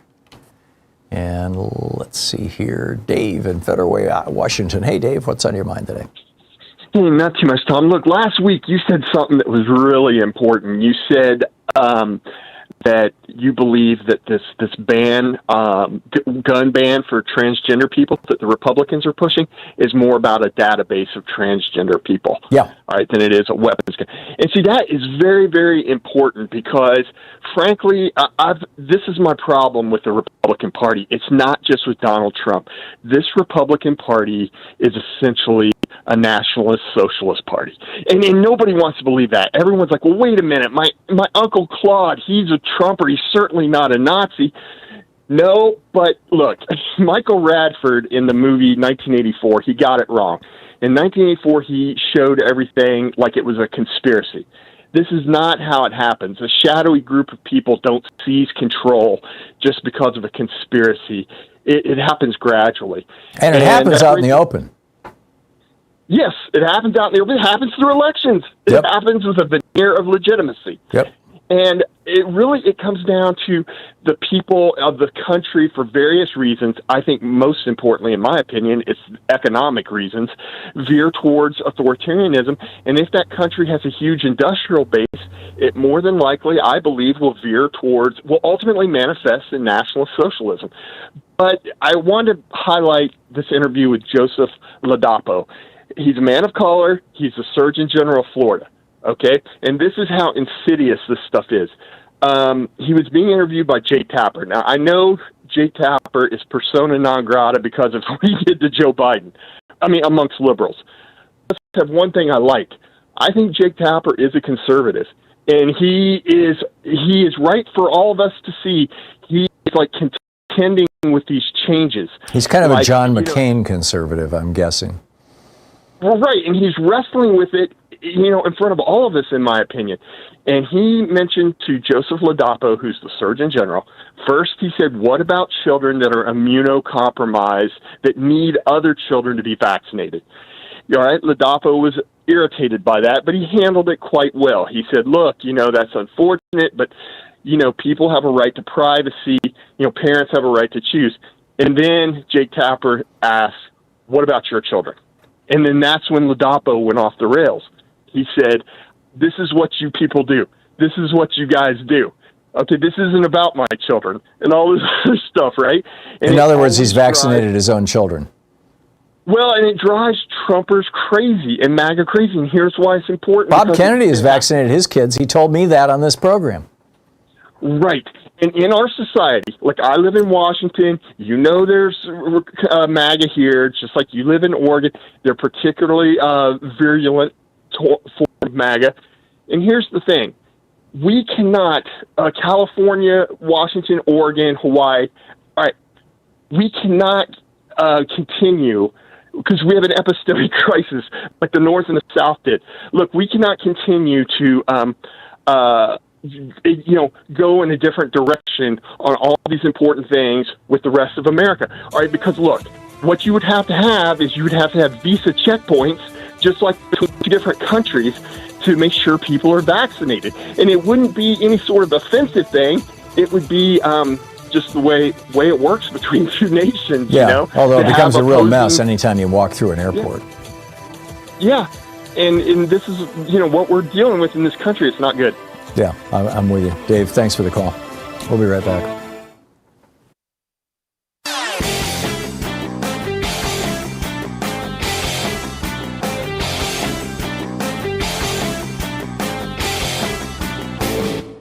Change starts with you. You can be calling your Democratic or Republican representatives to let them know what you think by calling 202-224-3121. It's the Capitol switchboard. It'll get you right through to them. Richard Nixon and Spiro Agnew both took cash bribes while they were in the White House.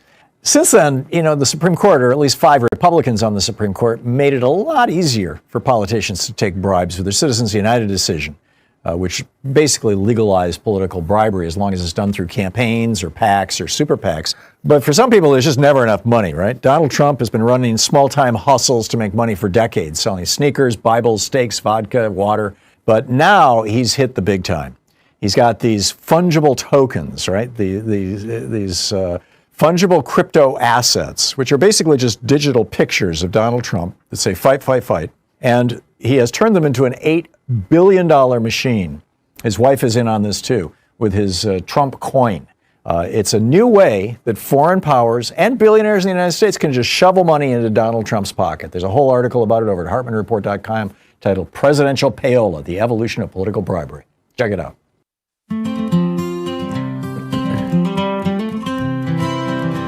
First they came for the communists, and I did not speak out because I was not a communist.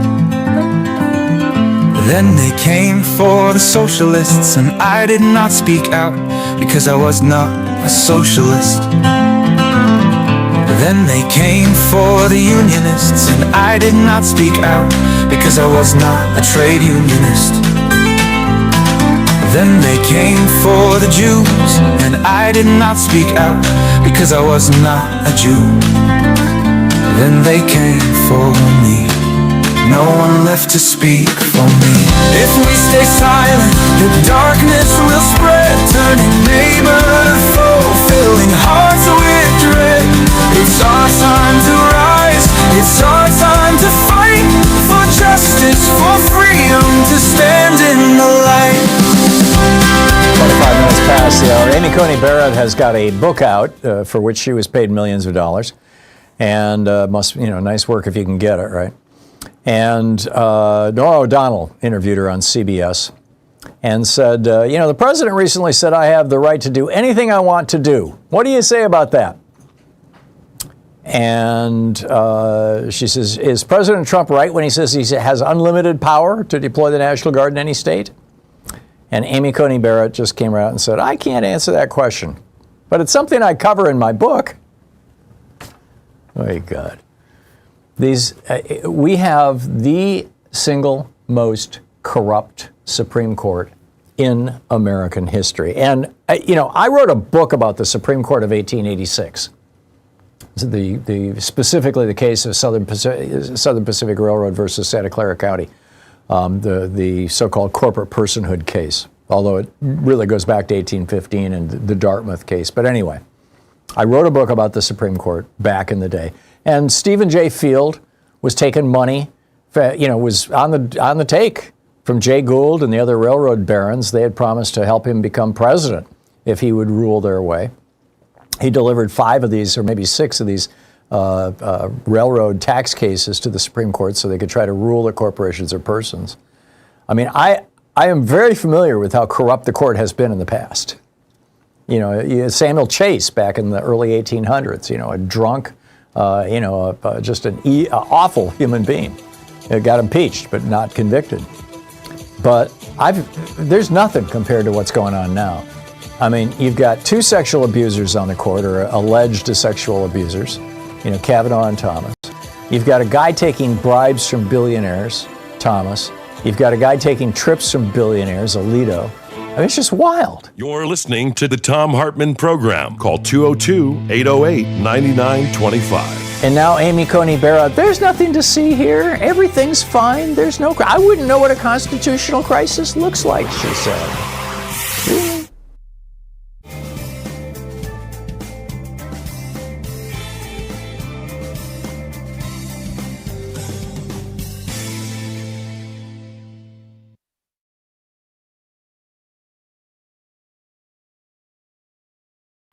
For our book club today, we're reading Out of the Wreckage, A New Politics for an Age of Crisis by George Monbiot. This is from Chapter 3, Don't Look Back. The political history of the second half of the 20th century could be summarized as the conflict between its 2 great narratives, neoliberalism and social democracy. Social democracy in this era, whose story I briefly summarized in Chapter 1, acquired much of its power and coherence from the thinking of one remarkable man.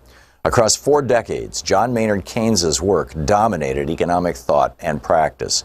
During the period the French called the Trente Glorieuses, 1945 to 1975, his prescriptions are widely credited with reviving economies and distributing their benefits. That they remain more or less the only mainstream alternative to neoliberalism today reveals a remarkable stagnation of both thought and ambition. The first and most obvious problem with an attempt to use Keynesian social democracy as a core political narrative is that the story is more than 80 years old. Political stories need to be renewed. If politics does not feel fresh, it struggles to kindle the imaginative excitement from which hope arises.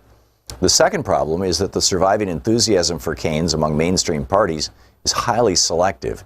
It has been reduced in most cases to lowering interest rates when economies are sluggish and engaging in tepid counter-cyclical public spending, which means injecting public money into the economy when unemployment is high or recession threatens. Other Keynesian measures, such as raising taxes when an economy grows quickly to dampen the boom-bust cycle, the fixed exchange rate system, capital controls, and a self-balancing global banking system, an international clearing union, all of which Keynes saw as essential complements to these policies, have been discarded and forgotten. Not only does this ensure that the rich old story has been reduced to 2 thin chapters, whose loss of context destroys their narrative power, but the absence of other Keynesian measures, as well as changed global circumstances, weakens the effectiveness of the remaining elements of policy. Let me give you an example.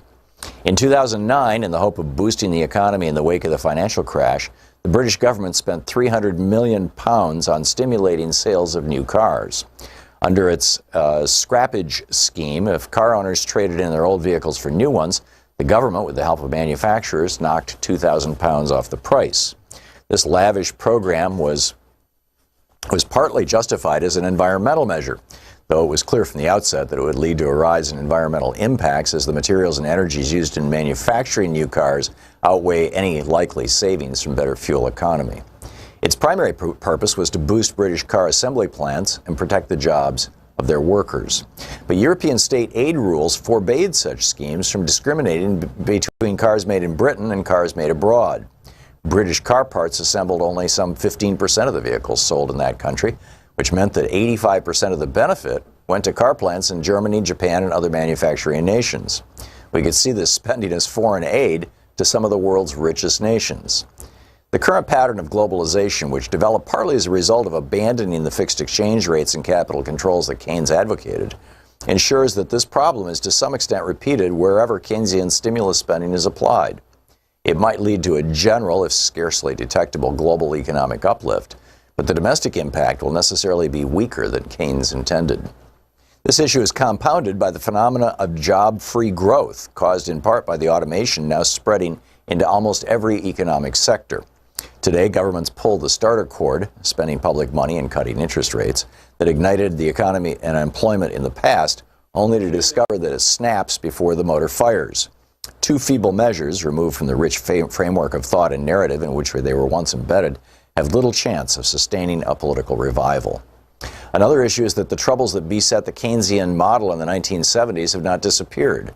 While the oil embargo of '73 was the immediate trigger for the lethal combination of high inflation and high unemployment, called stagflation back then, that Keynesian policies were almost powerless to counteract. Problems with the system had been mounting for years. Falling productivity and rising costs push inflation, wages and prices pursuing each other upwards, were already beginning to erode support for Keynesian economics. Most importantly, perhaps, the program had buckled in response to the political demands of capital. Strong financial regulations and controls on the movement of money began to weaken in the 1950s as governments started to liberalize financial markets. Richard Nixon's decision in '71 to suspend the convertibility of dollars into gold destroyed the system of fixed exchange rates on which much of the success of Keynes's policies depended. The capital controls introduced to prevent financiers and speculators from sucking money out of balanced Keynesian economies collapsed. Today, it's hard to find a mainstream politician in Europe or the Anglophone nations, including those who call themselves Keynesians, prepared to call for their reintroduction. We cannot hope that the strategies deployed by global finance that helped to destroy the efficacy of Keynes's measures in the '70s will be unlearned. If the soft Keynesianism proposed by opponents of neoliberalism is to amount to anything but tinkering, it has to confront a wider set of challenges than most of its advocates have yet been prepared to acknowledge. But perhaps the biggest problem residual Keynesianism confronts in the 21st century is that when it does work, it collides headfirst with the environmental crisis. The book, Out of the Wreckage by George Monbiot.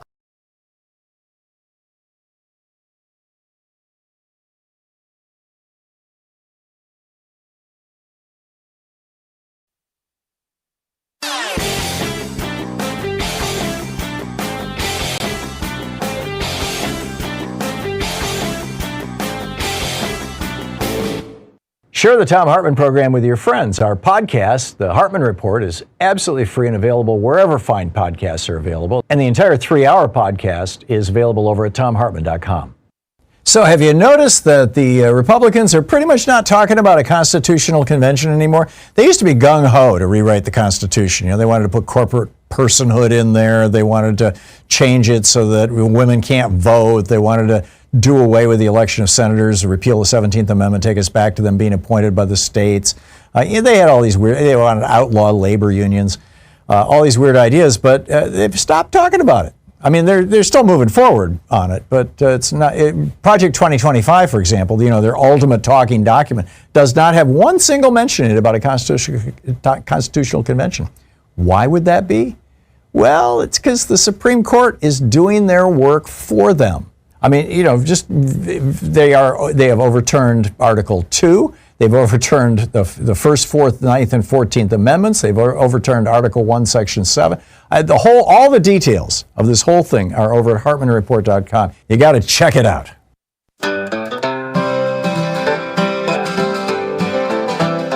There's a game being played in the Capitol halls where billionaires tower and the common folk crawl. They cut through the safety nets we all depend to hand out tax breaks to their billionaire friends. They call it freedom, but the cost's obscene. Trading food for fortunes and hope for a dream. The people's voice grows quiet, the power shifts. Oligarchy rises on the back of their gifts. This is how oligarchy works, robbing the people while the wealthy smirk. It's the art of the deal, but the price is steep. Sell it on democracy while the billionaires reap. Welcome back. So the Supreme Court, the 6 on the take corrupt Republicans on the U.S. Supreme Court just ruled in the using the shadow docket. In other words, no hearings, no debates, no discussion, no amicus briefs. No, nothing. Just, hey, Trump said it. We're okay with it. Just said that if ICE wants to use racial profiling, in other words, if you have brown skin, if you're Hispanic or black skin, if you're Hispanic, but particularly if you're Hispanic, that seems to be their particular terror these days. Unless you're in what was that, Springfield? But in any case. If you have brown skin, or if we hear you speaking Spanish, or if you're sitting in a Mexican restaurant, or if you're standing outside Home Depot, then that's the basis to arrest you. It's called racial profiling, and it is absolutely unconstitutional and illegal. It's a violation of multiple U.S. federal laws. But 6 Republicans on the U.S. Supreme Court this morning said that's just fine with us. No problem. Sonia Sotomayor said, quote, "We should not have to live in a country where the government can seize anyone who looks Latino, speaks Spanish, and appears to work a low-wage job. Rather than standing idly by while our constitutional freedoms are lost, I dissent." But there's only 3 liberals on the court because Barack Obama did not fight for Merrick Garland for a whole year, and Mitch McConnell basically broke all kinds of protocol and stole those seats. And then the Democrats did not fight to prevent Amy Coney Barrett from getting appointed when Ruth Bader Ginsburg died. And so, right now we've got a 6-3 court when, frankly, I think we should have a 5-4 court in favor of Democrats. But, what can you say? All right, what's on your mind today? Michael in Bronx, New York. Hey, Michael, what's up? Well, I was in the middle of lunch, and I almost puked when you just read that breaking news from the Supreme Court. And the fact that Amy Coney Barrett in the interview said that she can't answer that question, that tells me she, as much as the other Republicans, have no business being on the doggone court if you cannot follow the freaking law as you took an oath to. The law and the Constitution. Well, she's an obedient handmaiden. That's what they called her when she grew up in this Catholic cult and the people of praise. She was trained to defer to the men around her, and she's apparently doing that. Well, that's the other thing I wanted to get to. And the Catholic religion, and I'm Catholic, but I understand what you're saying. There are real Catholics, and then there are fake Catholics, just like there are real Christians and fake Christians. Am I perfect? No.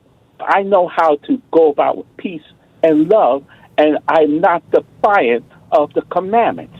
It's so ironic that these right-wingers want to pull the 10 commandments, but are defiant and following them.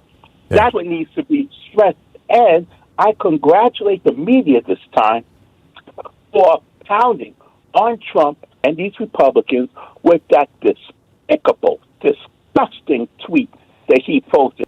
I love the smell, or I love waking up to the smell of fresh deportations, and people are going to understand and learn why we're the Department of War. Right. You are not the Department of War. You are the Department of Defense. You have no legal authority to change the name, and how dare you want to incite war. Well, did you see, by the way, Michael, did you see what he did to the Rose Garden? He turned it into a patio with all these chairs, and tables with little umbrellas over them. And now he's charging a $250,000 admission to become a member of the club that meets there. And only Republicans are invited. And the question comes, when the hell does it stop? You know, this is how it stops the day that Donald Trump ceases to be president.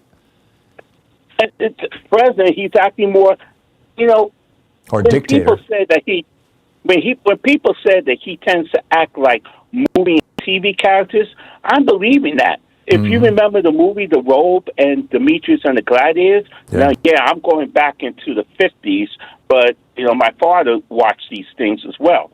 And that crazy character, Caligula, he said, the emperor, I can do as I'm pleased. Exactly. You think that's going to Trump's mantra? I mean, this comes to the point where people got to stop.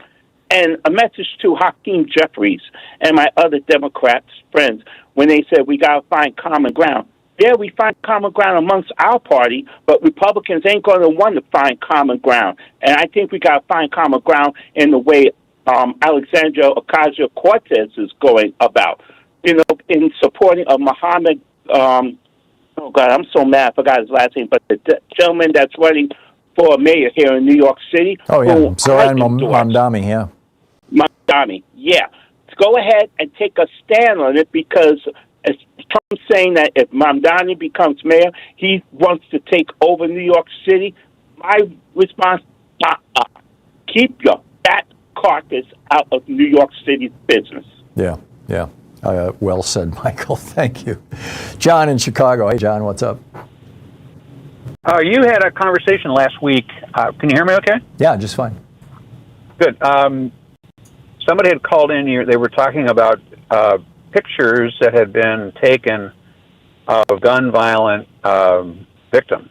Right. That was shown to Obama and his reaction. Right. And then, you know, the conversation was along the lines of... he broke down crying on live television, yeah. Yeah, we shield people from that. And what struck 60 years ago, when I got my first driver's license, one of the requirements was to watch this pretty graphic movie, Death on the Highway. Oh, yeah. I saw that, too, in high school, with all the mangled bodies. Yeah, and it informed the young, new driver the dangers of vehicle and vehicle traffic. Yep. And about 20 years after that, by the way, the anti-smoking people started showing pictures of people with half their jaw missing. Remember that? Yeah. I mean, you know, we have no problem showing gory pictures, unless it has to do with guns. Do they still do I don't think they still do the traffic stuff, the Death on the Highway. I don't think they do either one of them any longer, but by and large, our cars have gotten a lot safer, our anti-drinking laws have gotten a lot stronger, and our smoking is a fraction of what it used to be. So I think to a large extent you're kind of absolutely declared correct. victory. Yeah, I totally agree with that. And the other thing, of course, is cars being safer.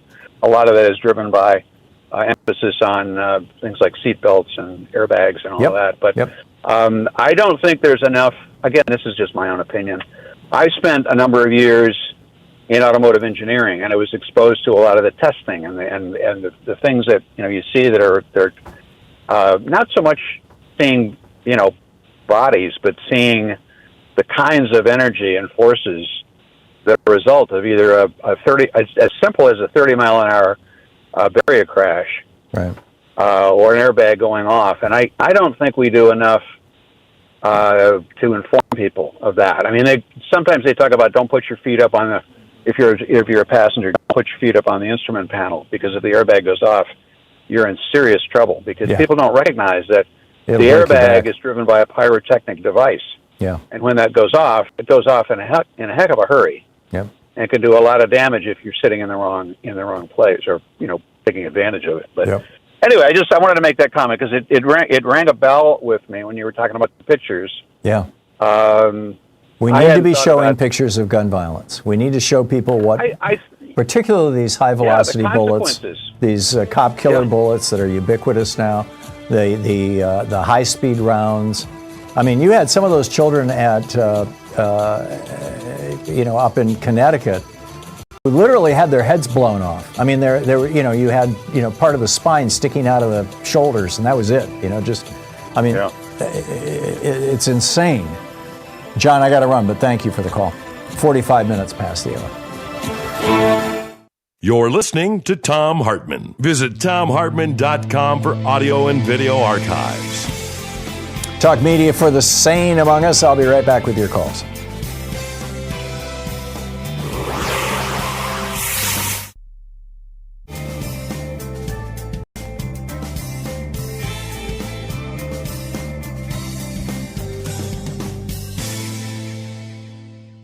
And welcome back. John in Portland. Hey, John, what's up?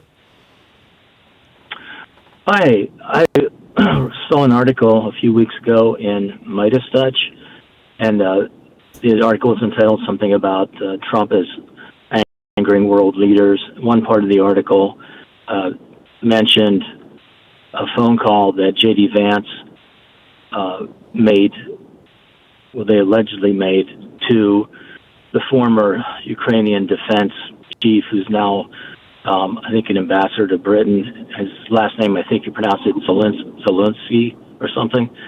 Anyway, this phone call was after the first meeting with Trump, Vance, and Zelensky, where they berated Zelensky. Mm-hmm. So soon after that meeting, J.D. Vance apparently called the Zaluzny in Britain and tried to convince him to, in so many words, organize a coup against Zelensky, because they knew that this Zaluzny probably wanted to run against Zelensky the next election they had. Right. Had you heard about that? I have not, John. I have not. But increasingly I get the sense that J.D. Vance is as much of a Putin toady as Trump is. Although I'm thinking that Trump is a Putin toady because Putin's got something on him. I'm thinking that J.D. Vance and a lot of these right-wing billionaires who hang around with him and fund him are Putin friends because they just don't believe in democracy. And some of them, Peter Thiel, democracy is incompatible with freedom. Everything went to hell when women got the vote, stuff like that. I mean, some of them are pretty upfront about it. Oh, okay. Well, I'm just curious if anybody else had heard about the alleged coup attempt that J.D. Vance apparently may have tried. I do not know about that, John. I'll have to look for it. John, thanks for the call. Arthur in Seattle. Hey, Arthur, what's up? Hey, have you closed your flight plan? I beg your pardon? No, never mind. I've got a few things here I'm going to do quickly because you've got limited bandwidth. A fantasy ticket in 2028. Stacey Abrams, Liz Cheney. Yeah. Okay, but that's not what I would call you about. You talk about contacting your people, your representatives. Murray Cantwell, J. Paul. They get overwhelming, but I'm going to get down to ICE. How do you're required now to prove your citizenship. How do you do that? You present a passport. I don't have a passport, and I can't spend $250 on whatever it costs these days. Right, or your birth certificate. I have a birth certificate, and I've got a DD-214. I have honorable discharge and a good conduct. Oh, they're arresting and deporting American veterans who are not citizens. You don't have to be a citizen to join the U.S. Army. No, but so that's not going to work. Your birth certificate might help. It might help, and then you go to your driver's license bureau and you get the so-called real ID. And I don't know to what extent they're recognizing real ID. For you, Tom, what I would ask for you, Tom, is you can get down here. How do you prove citizenship? Yeah. Okay. Arthur, thanks for the call. I think I answered. We'll be right back.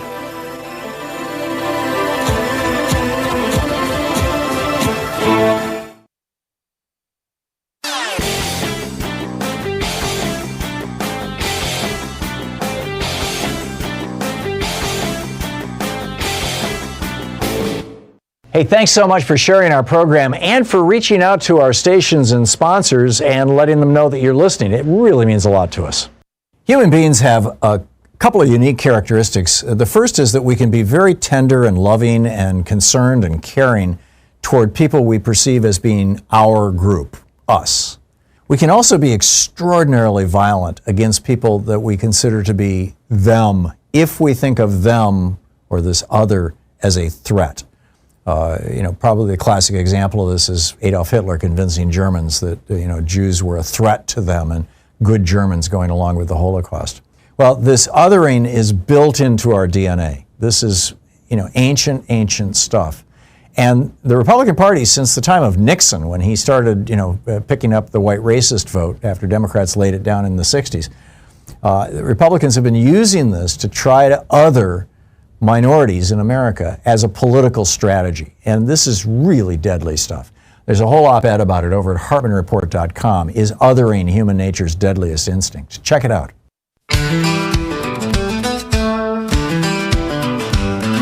It starts with a promise, a populist glow of how to shake the system, make the status quo go. But behind the curtain, the stage is set for a power play we won't soon forget. They charm the crowd, they seize the mic, then target the truth and dim the light. The pillars quake, the ground runs red, a democracy hangs by a thread. About 9 minutes before the hour, picking up your calls here. Beachside Bill in Orlando. Hey, Bill, what's up? Afternoon, Tom. Hope everybody's well. Sorry, I had you on speakerphone there. Yeah, so far so good, although Nate got bit by a dog this morning. It's like wild stuff. Oh, yeah? Yeah, I think he was walking into work. It's crazy.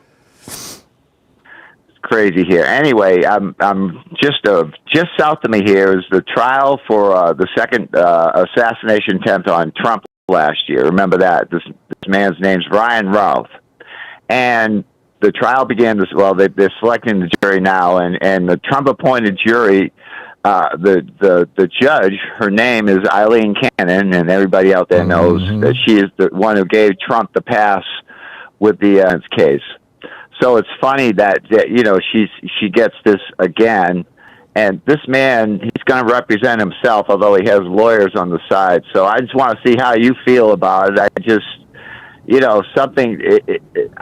I don't know where this judge can take it because she's never in these trials. What judge has, So I just want what your take on it is. I'm just curious. Clearly, Eileen Cannon has thrown in her political lot with Trump, and I believe her husband has some role in this as well.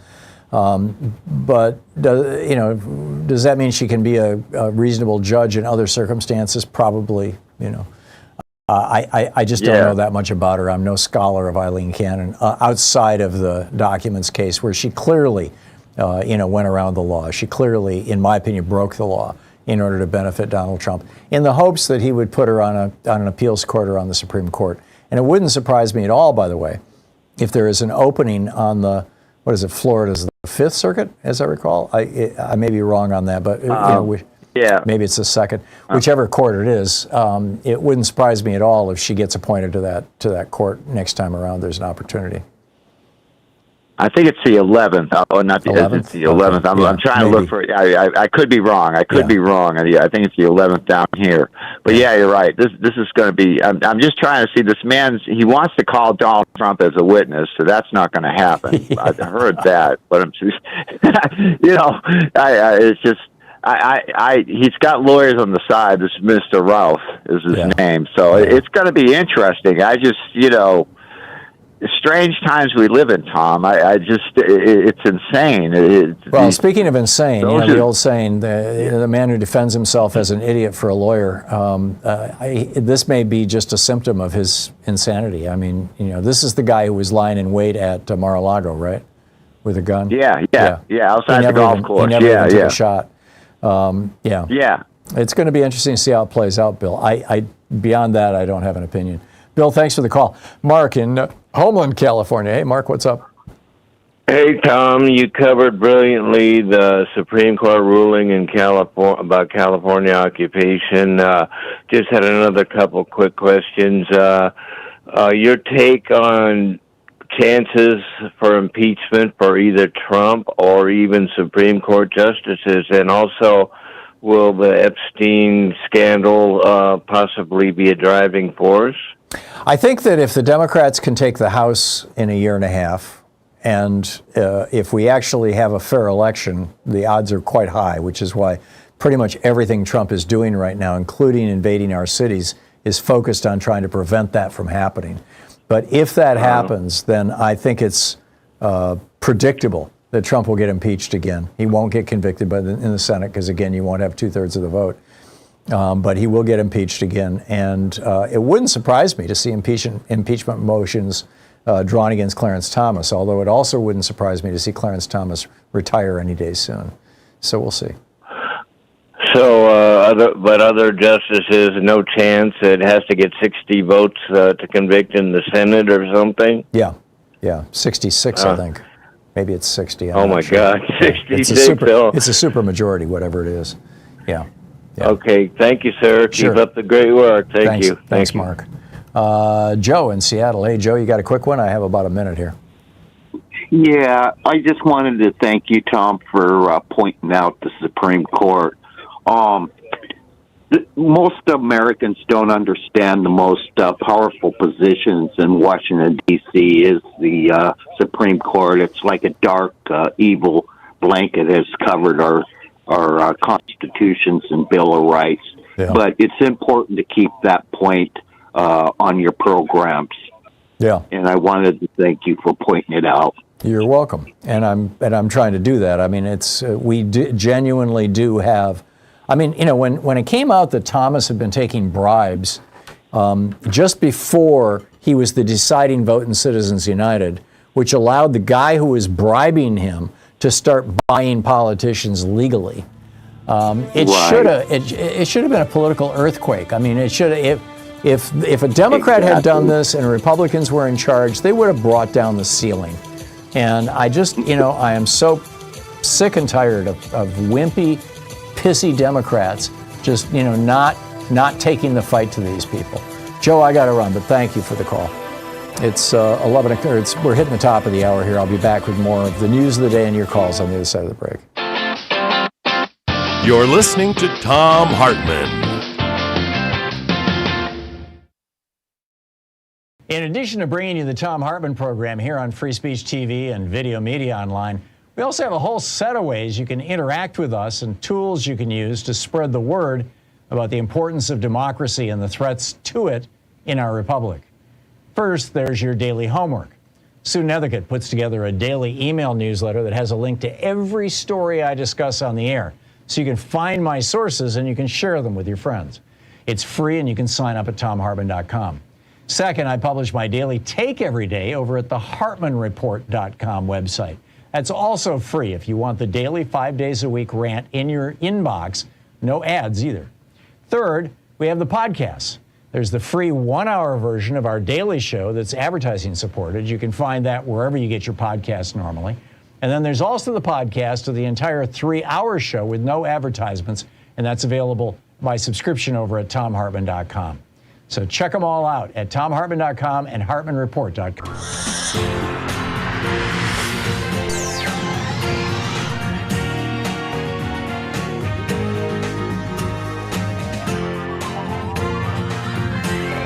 We say fight back!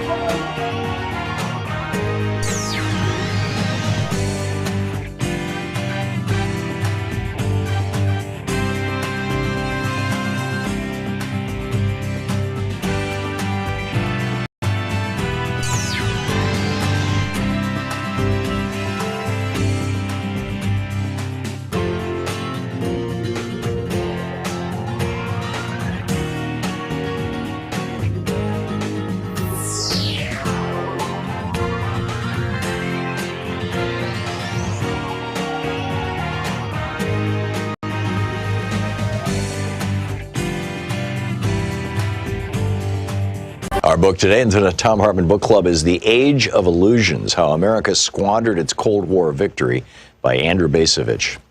This is from the introduction. Without the Cold War, what's the point of being an American? Henry Rabbit Angstrom, novelist John Updike's late 20th century everyman, posed that question just as the long twilight struggle was winding down. More than a quarter of a century later, Rabbit's plaintive query still awaits a definitive answer. Indeed, the passage of time has only sown confusion about whether there is a point to being an American. Even as the Cold War was ending, Updike's surrogate was not alone in feeling it a loss. By the 1980s, the Cold War had become more than a mere situation or circumstance. It was a state of mind. As had Rabbit, most Americans had come to take its existence for granted. Like the polar ice cap or baseball's status as the national pastime, it had acquired an appearance of permanence, so its passing caught Rabbit's fellow citizens unawares. Those charged with managing the Cold War were, if anything, even more surprised. The enterprise to which they had devoted their professional lives had suddenly vanished. Here was a contingency that the sprawling U.S. national security apparatus, itself a product of the anti-communist crusade, had failed to anticipate. At one level, of course, the surprise could not have been more gratifying. In the epic competition against pitting West against East, the God-fearing against the godless, and democracy against totalitarianism, our side had won. All-out nuclear war had been averted. The cause of freedom, which Americans felt certain they themselves embodied, had prevailed. Victory was decisive, sweeping, and unequivocal. In another sense, however, the passing of the Cold War could not have been more disorienting. In 1987, a senior advisor to Soviet leader Mikhail Gorbachev had warned, "We are going to do a terrible thing to you. We are going to deprive you of an enemy." As the Soviet Union passed out of existence, Americans were left not just without that enemy, but without even a framework for understanding the world and their place in it. However imperfectly, the Cold War had, for several decades, offered a semblance of order and coherence. The collapse of communism shattered that framework. Where there had been purposefulness and predictability, now there was neither. Winning the Cold War brought Americans face to face with a predicament comparable to that confronting the lucky fellow who wins the Mega Millions lottery. Hidden within an apparent windfall is the potential for monumental disaster. Putting that windfall to good use while avoiding the pitfalls inherent in suddenly acquiring riches calls for prudence and self-awareness. Not easily demonstrated when the big house, luxury car, and vacation condo you've always wanted are yours for the asking. Similarly, the end of the Cold War might have given Americans pause, especially since the issues at hand were of considerably greater significance than homes, cars, and condos. At least in theory, the moment might have invited reflection on some first-order questions. What is the meaning of freedom? What does freedom allow?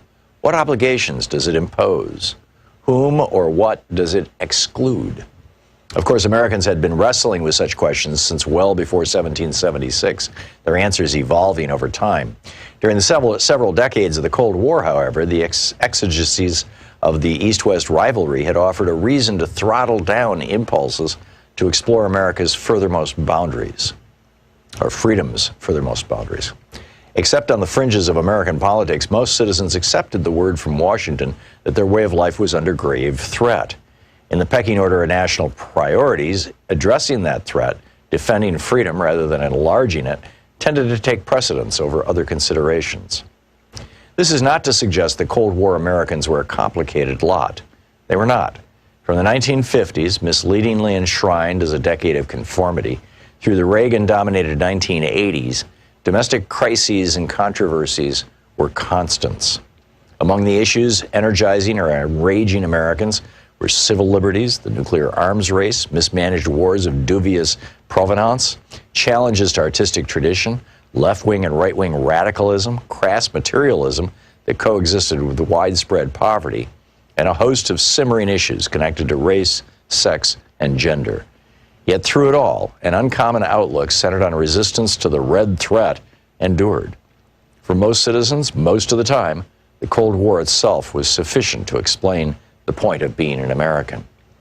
The collapse of the Soviet Empire between 1989 and 1991 robbed that outlook of its last vestiges of authority. Rarely, if ever, had the transition from one historical period to another occurred quite so abruptly, with such a precise set of demarcations, and with such profound implications. As if in an instant, the discipline that the Cold War had imposed vanished.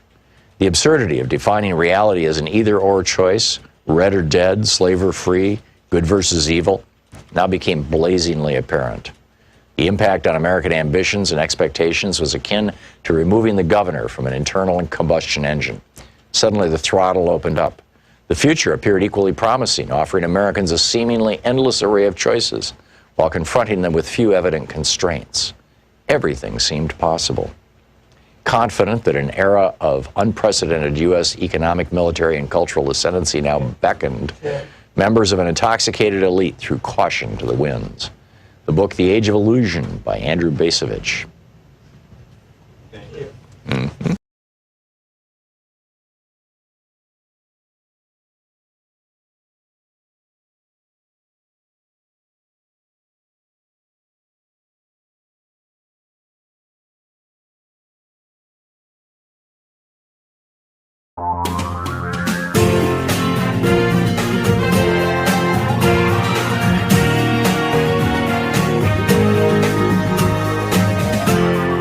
This is the Thom Hartmann Program.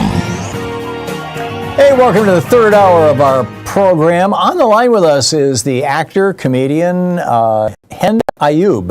HendaYoub.com is her website. And Hend's Off-Broadway show begins preview September 2nd, opens September 16th through the 11th. And Hend, welcome to the program. Thank you. Thank you for having me. Tell us. A quick correction. I'm not a comedian. I'm an actress. I'm a writer. I wrote this play, and it has a lot of comedy, so you're very close. Okay, great. Thank you very much for that. You grew up Palestinian in Israel. Do I have that right? Correct. So tell us about how that informs your one-woman show.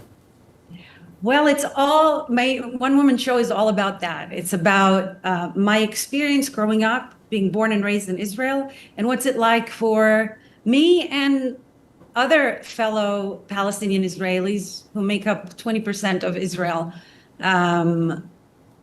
It's from childhood, so you get to meet me at 5-year-old until present day, and I share what's it like growing up there, being a minority and not being wanted. I've been to Israel a number of times over the years, but I've never had any extensive contact with Palestinians in Israel, which I think is probably the case for many Americans who visit, unless they're Palestinian. What was it like? It wasn't fun. Can you give us some examples? Yeah, of course. So you're confronted at a very young age with racism and realizing that you're a minority and not being wanted. For example, like in my case, it was a 5-year-old Purim party that I just wanted to go with my best friend, Avigail, the rabbi's daughter, and not knowing anything about Arabs or Jews, I was dressed up as a princess and just wanted to eat poppy seed hamantaschen. Mm-hmm. And I get kicked out of the party because I'm not Jewish and I'm Arab and I'm not wanted there. And sadly, that same story keeps repeating, not in the same way, but the feeling that we don't want you here. And it's not a subjective feeling. Like if you look up recent poll, it says 60% of the Israelis don't want us there anymore, even though we live with them. Unlike the Palestinian of the territories of Gaza and the West Bank, we actually are citizens of Israel. Yeah, about 20% of the population of Israel is Palestinian and citizen. Is it not? Am I remembering correctly? 20%, correct. 20%. We live together. We don't go to the same school. Jews go to Jewish schools and Arabs go to Arab schools, sadly. And I think that's part of the problem. Yeah. Then we meet at university. We all go to university together. We work together. Same buildings, same neighborhoods. Yeah, no, I get it. Do you think that there's an analogy to the United States? I mean, we've got, I think it's around 17% of Americans are black, and we're still heavily segregated as a society. And I think I used to think maybe a third of white Americans were racist, just my experience growing up. I'm now convinced it's more like 2/3. Do you see parallels? I think I see parallels in general with any minority that are not part of the whole, like not part of the group, where they're being excluded. My play specifically talks about Israel because that's what I know. So I'm not going to write anything to make you. I think most people can relate, and that's what I hear from a lot of audiences that wait at the end of the show to thank me and tell me how much it spoke to them, even though they're not Arabs or Palestinians or Israeli. I think they're different groups that have the same story, sadly. Are you, you grew up in Israel, are you a U.S. citizen as well? I am a U.S. citizen now. That was part of the journey.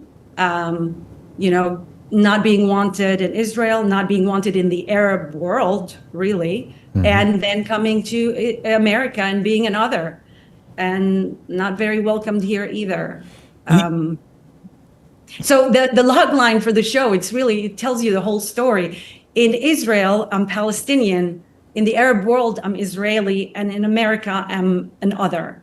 Yeah, I get it. I get it. But I just want your audience to know, like the listeners, to know that it's not depressing. So there's a lot of humor. There you go. I know you're used to hearing, Palestinian story. I know exactly what it's going to go like. No, there's a lot of humor. You're going to laugh. You're going to learn a lot of new things because most people, Americans that I've met, know nothing about us. And not just Americans. I was surprised that even Arab audience members from Arab countries didn't know about that either, because I think everything you hear about is Gaza and the West Bank, and of course you would with the horrors that are going there, but it's just a different perspective from a completely different perspective that you're not used to.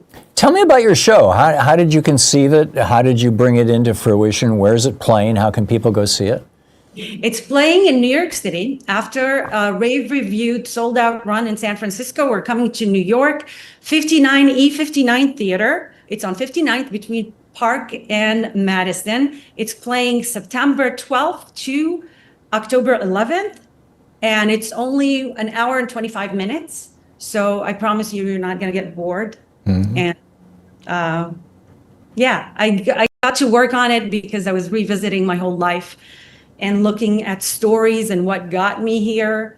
And I thought it would be a great way to share my story and my life and my family, my mom, whom I lost and has a big role in this play. And I'm so happy that I got to bring her back to life.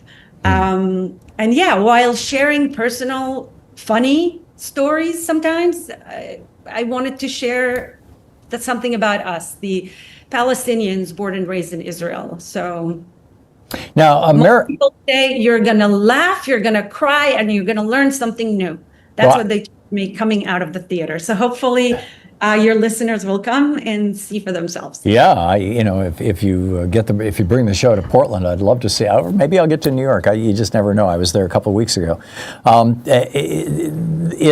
the United States, they're increasingly under the Trump administration, there is just fairly naked, open persecution of people who are perceived as being, they call them anti-Semites, but really it's anti-Netanyahu or anti-slaughter or anti-genocide, whatever, anti, what Israel's doing in Gaza and on the West Bank right now.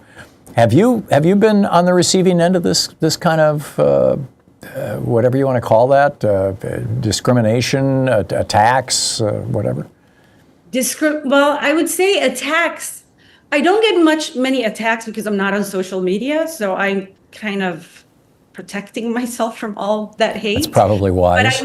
But I noticed that on the the New York Arab American Comedy Festival, that is also co-producing this show.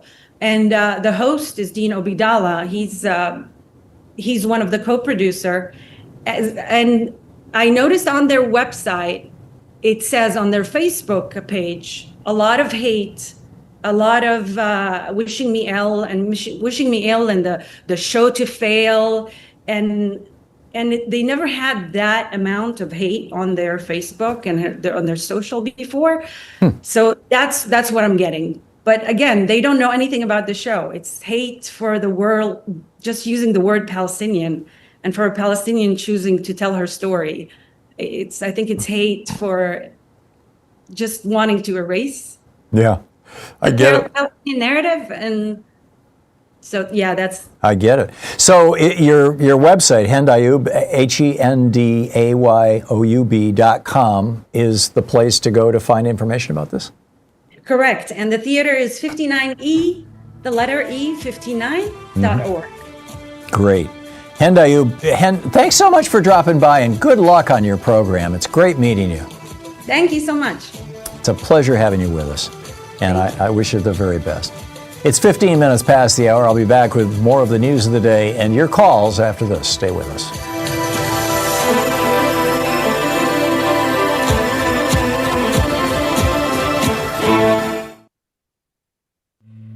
This is the Thom Hartmann Program. Speaking the truth, J.D. Vance would really rather you didn't know all about it. I'll be right back with you.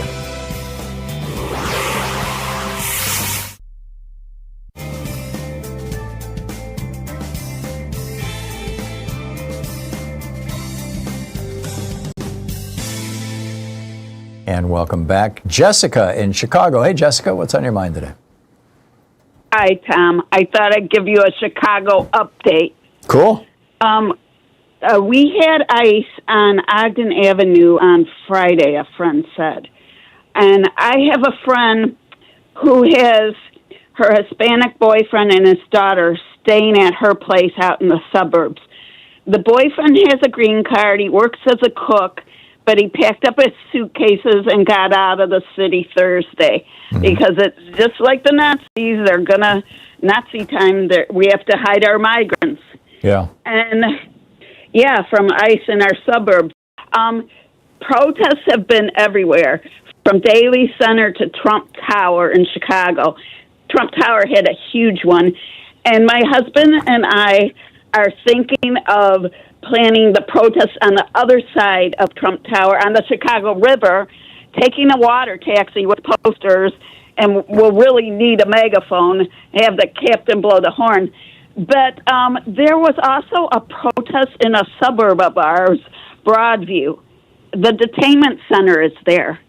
And the protesters, oh my goodness, they blocked the one-way street with their cars so ICE could not get their fans in or out. Wow. So, yeah, we got a lot going on. Our governor is saying, we have him on the news all the time, he says to record ICE and get the proof of what they're doing. My friends, there's a text going out to everyone. It's a long text telling you everything to do. It says, white citizens, get out there and protect our migrants because we have a level of privilege. Yeah. And it tells us to let the migrants know their rights. They can't break down doors of homes or churches. ICE has to have a warrant for those. And it tells us to speak in Spanish if we can. So there's just so much going on around here. Right. And it also points out the difference between a judicial warrant and an administrative warrant.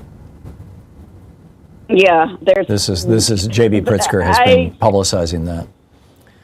I could read you the text, but it's the longest text. Yeah. It's like a page long. Yeah. So I'm not certain you have time for that. But isn't it crazy, Jessica, that the governor of a state has to, and the mayor of a city have to inform their citizens of their rights under the Constitution because the federal government is openly violating those rights? Yes. Isn't that mind-boggling? And they were J.D. Pritzker, incredible governor. He canceled the Grant Park is a huge park everyone goes to. There was going to be a celebration, a Hispanic celebration for we had parades and everything planned. The mayor also canceled stuff. But you know what it turned out to be, which was wonderful? It was an absolutely huge protest instead. Yeah. So all the white people are coming out for helping our Hispanics here I am devastated, and I live like one town over is all Mexican and all the restaurants, and I feel terrible for everyone. Yeah, no, this is just it's a rolling disaster what Trump and the right-wing fascists and the billionaires who support them are doing to this country. Jessica, thank you. So well said. It's always nice hearing from you, by the way. Thank you so much for the call.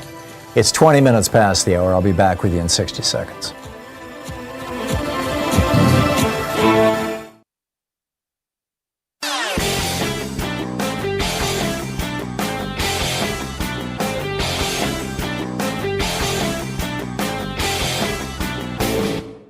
Missed my opening rant today? It's usually published over at HartmannReport.com, where you can read it and share it with your friends for free. Check it out, HartmannReport.com.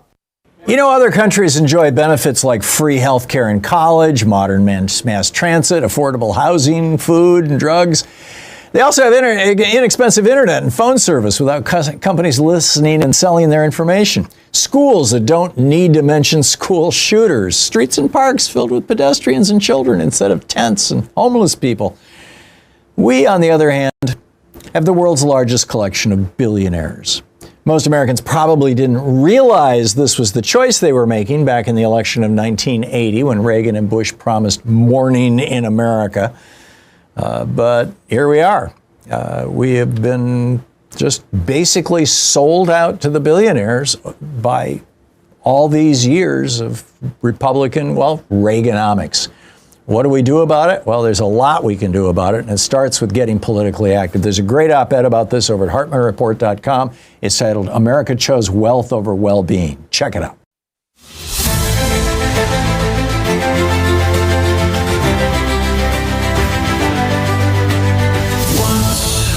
In Rome they crossed the Rubicon, a line that blurred where right went wrong. Crassus bought the Senate's game, and Caesar rose in a power flame. Now echoes ring through history's halls. Are we too blind to hear their call? Is Trump America's Caesar, here to seize the crown, while gridlock burns the system down? The rich grow richer, the people despair. Claims he alone can repair. 22 minutes past the hour, picking up your calls. Welcome back. Patsy in Yakima, Washington. Hey, Patsy, what's on your mind today? Hi, Tom. Good morning. Just a quick thing, Tom. You have the answer to gun control. You have constantly brought up the story about how they freaked out when black people had guns. Oh, yeah, Ronald Reagan on the step, California Capitol in Sacramento. Yes, so we just need to start promoting guns to all black and brown people and see how they can change it then. If only it was that simple. But yes, I don't disagree. It's just it has gotten very dangerous to be a Black Panther these days. It's. It would be like the mentality, I guess, of maybe, I don't know if it's Texas, that, hey, everybody has a gun, so if you shoot, they're going to shoot back. Yeah. I read, we do a book report at the top and bottom of the hour when our commercial stations are doing, the local news break and commercials and things. Our nonprofit stations carry the book reports, and it's just a 6-minute read from different books. And one of them that I read was Bobby Seale's book.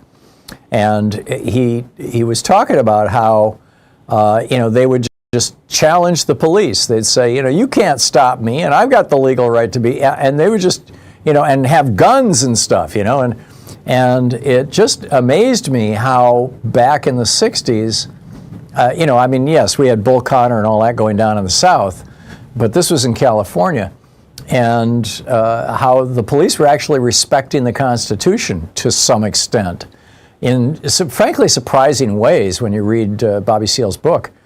But none of that is the case any longer, in my opinion. Our police, I don't know if it's 20 years of cop shows where the police just routinely beat people up and shoot them and interrogate them by pounding on them, or if it's just our culture has gotten coarser, or the right-wing memes about crime terrifying everybody. But we have become much more of a police state than we were then. Yes, but I think if you just put out advertisements for it, I think that would at least make them think who's getting them, and then they might make me think twice about it. Yeah, black people, arm up. I get it. Black and brown. There you go. Patsy, thank you. Great suggestion. Thank you very much. Jeff in Cave Creek, Arizona. Hey, Jeff, what's up? Hey, Tom. Good to hear you. I just kind of disagreed, and I'm going to paraphrase it. You said something about the fact that when is the madness going to end, and you said something to the effect that when Trump's out of office, and I just don't believe that to be true, because they've just taken, Congress could have stopped them, and now they're controlling that. Yeah. The AG could have stopped them, and he's does little to nil, and the Supreme Court could have stopped them, and they own that too. So it's going to take a lot more than You're right. just getting rid of Trump. You're right, Jeff. That was way too glib a statement. The cancer that has infected our body politic is big money, and the big money is being wielded by, in the case of the last election, Trump had over 150 billionaire families pouring billions of dollars into his campaign and the campaigns of other Republicans. And until we can get that big money and dark money, in particular, out of our political system, we're going to continue to basically, be a corrupt oligarchy. We haven't seen, meaningful legislation that is what the majority of people want done basically since the Reagan era. I mean, it's been decades. And so, yeah, I agree with you. I was just way too glib. It was a throwaway line and it wasn't accurate. Thank you, Jeff, for pointing that out. Appreciate it. 27 minutes past the hour. I'll be back with more of your calls in just a minute. Stay with us.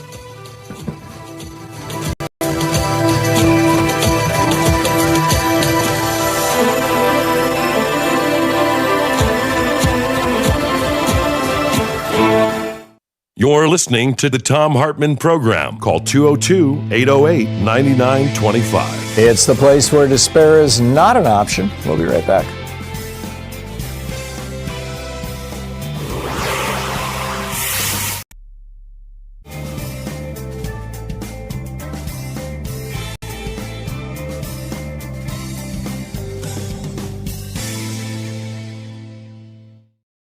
Our book today in the Thom Hartmann Book Club is Health Justice Now, Single Payer and What Comes Next by Timothy Faust.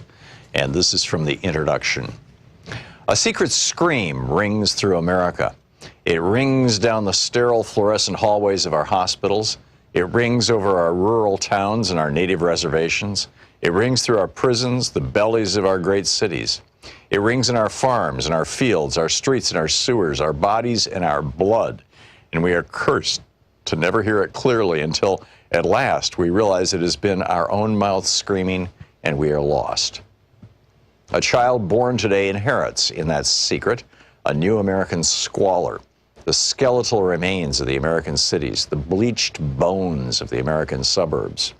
This secret is a birthright of continual exploitation, pumped for labor and drained of cash and then punished for the resulting suffering. Punished for being hungry, punished for being sick, punished for being pregnant, punished for being poor, punished for being black or brown, punished for being queer, for being unlucky, for being. At the base of that suffering is lodged a little truth, like a knot in the stomach. In America, sickness makes you poor, and poorness makes you sick. This is a book about that relationship and why it happens, and why it's unnecessary, and what we can do to fix it. The cosmic whirling of God's great slot machine has not determined that some people are fated to suffer while others flourish. We have the resources to take care of everyone, and yet we refuse to do so. Your medical debt and medical bills are unnecessary, but we have chosen to make them necessary. These are structural problems with structural causes, and many of them share roots in how we pay for health care. This is a book about health care and health finance. They are different. Healthcare is anything that helps you stay safe and healthy. It's a kind of freedom from and within your own body. Health finance is the method by which we as a country pay for that freedom and by which we decide who gets to have it and who doesn't. Healthcare is more than what happens to you in the hospital. Healthcare is whether your home makes you sick, or your food makes you sick, or your environment makes you sick, or whether you have enough money to afford the things that keep you healthy. In America, the structure of corporate healthcare has convinced us that some people deserve healthcare and some people don't. This is a book about that corporate health finance, about private insurance and private insurers. For half a century, they've convinced us that they're the only things that keep us or could ever keep us from the utter financial ruination of illness. They've sold us different inadequate insurance plans and persuaded us that this is a form of great liberty, while chipping away at our freedoms for profit and holding our bodies and our children's bodies hostage. This is a book about single-payer healthcare, a health finance model in which we pool our abundant collective resources to provide healthcare to all people. It is a common model across the world. As we will discuss in this book, we have the potential not just to enact a single-payer program in America, but to build the greatest healthcare program among any so-called developed democracy. Here is my profession of faith. I believe beyond any doubt that single-payer is demonstrably sound and imminently feasible. I believe a properly ambitious and well-structured single-payer program will do more than any other American social program of this generation to soothe the burns, to resuscitate the spirit, to nourish the moral will of the American people. I believe it will loosen the loathsome manacles of American health finance, an exploitative institution that profits by plundering from us our own bodily autonomy, and that anchors a larger exploitation that holds those whom we love as captive leverage to guarantee our servitude to abusive employers or domestic partners, to those who seek to dominate us both in the office and in the hospital. I believe this nation owes its people, whose labor has created its rich banquet, the safety and agency of healthcare. I believe this healthcare is greater in scope than that which happens upon an operating table. I believe that housing, food, income, and more, the components of basic human dignity, are healthcare. And I believe our work is that of striving toward justice for all people. And I therefore believe, I have to believe, that single-payer healthcare is our moral imperative. Single-payer is our tool. Single-payer is our weapon. Single-payer is our first step. But single-payer on its own is not the goal. This book is about health justice. Healthcare is personal, so I want to start this book personally by introducing two friends of mine, Steve Way and Kyle Kolick. They're two guys about my age, I'm 30, who live in North New Jersey.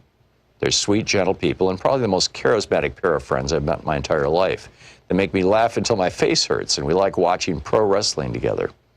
They're also being utterly broken by our American healthcare system, and it's keeping them from living their lives. Steve has muscular dystrophy. The muscle and tissues that hold his body together are eating themselves. He's doing pretty good, all things considered. He beat his original life expectancy of 18, and now probably has a long life ahead of him. Steve needs a wheelchair to move and a ventilator to help him breathe. The book, Health Justice Now, Timothy Faust.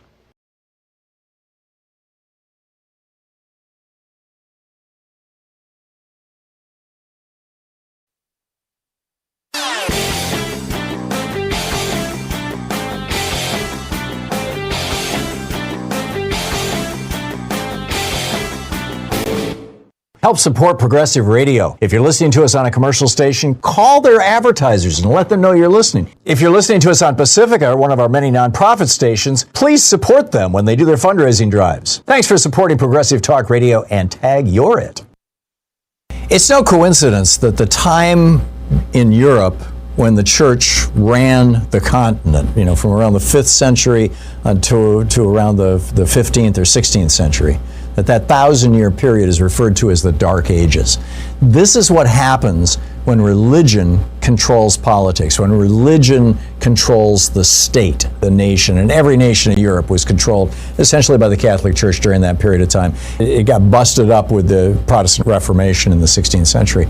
This was what the founders of this country very much knew about. George Washington refused to declare himself a Christian. Thomas Paine wrote an entire book embracing atheism. Ben Franklin fled Massachusetts as a teenager to escape the religious threats. And Thomas Jefferson went off on it regularly. There's a whole piece about how the Republicans are trying to impose a new dark age on America. It's all laid out, all the quotes and all the links over at HartmannReport.com. Check it out.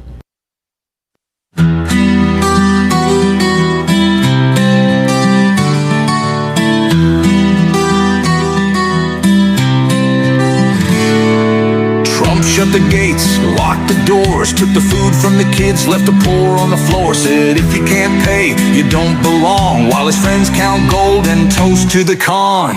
He's tearing it down, brick by brick, ripping the spine from the government quick. Trump's last job, the final heist, leave the people starving while the billionaire slice. 36 minutes past the hour. Welcome back. Picking up your calls here. Jordan in Albuquerque, New Mexico. Hey, Jordan, what's on your mind today? Thanks for taking my call there, Tom. My submission is really a response to your A block when you were referring to how several Republican senators, I think it was something to the effect of 7, if they had the courage to vote no, could really stop some of Trump's insanity.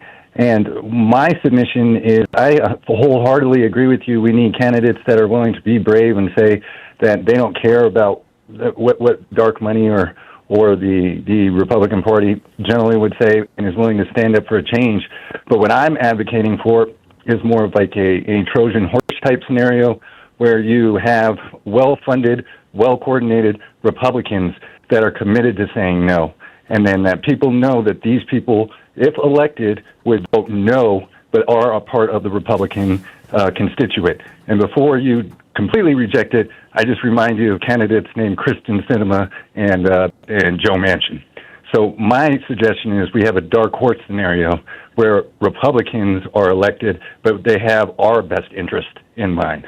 Here's the problem, Jordan. I like your idea, but here's the problem.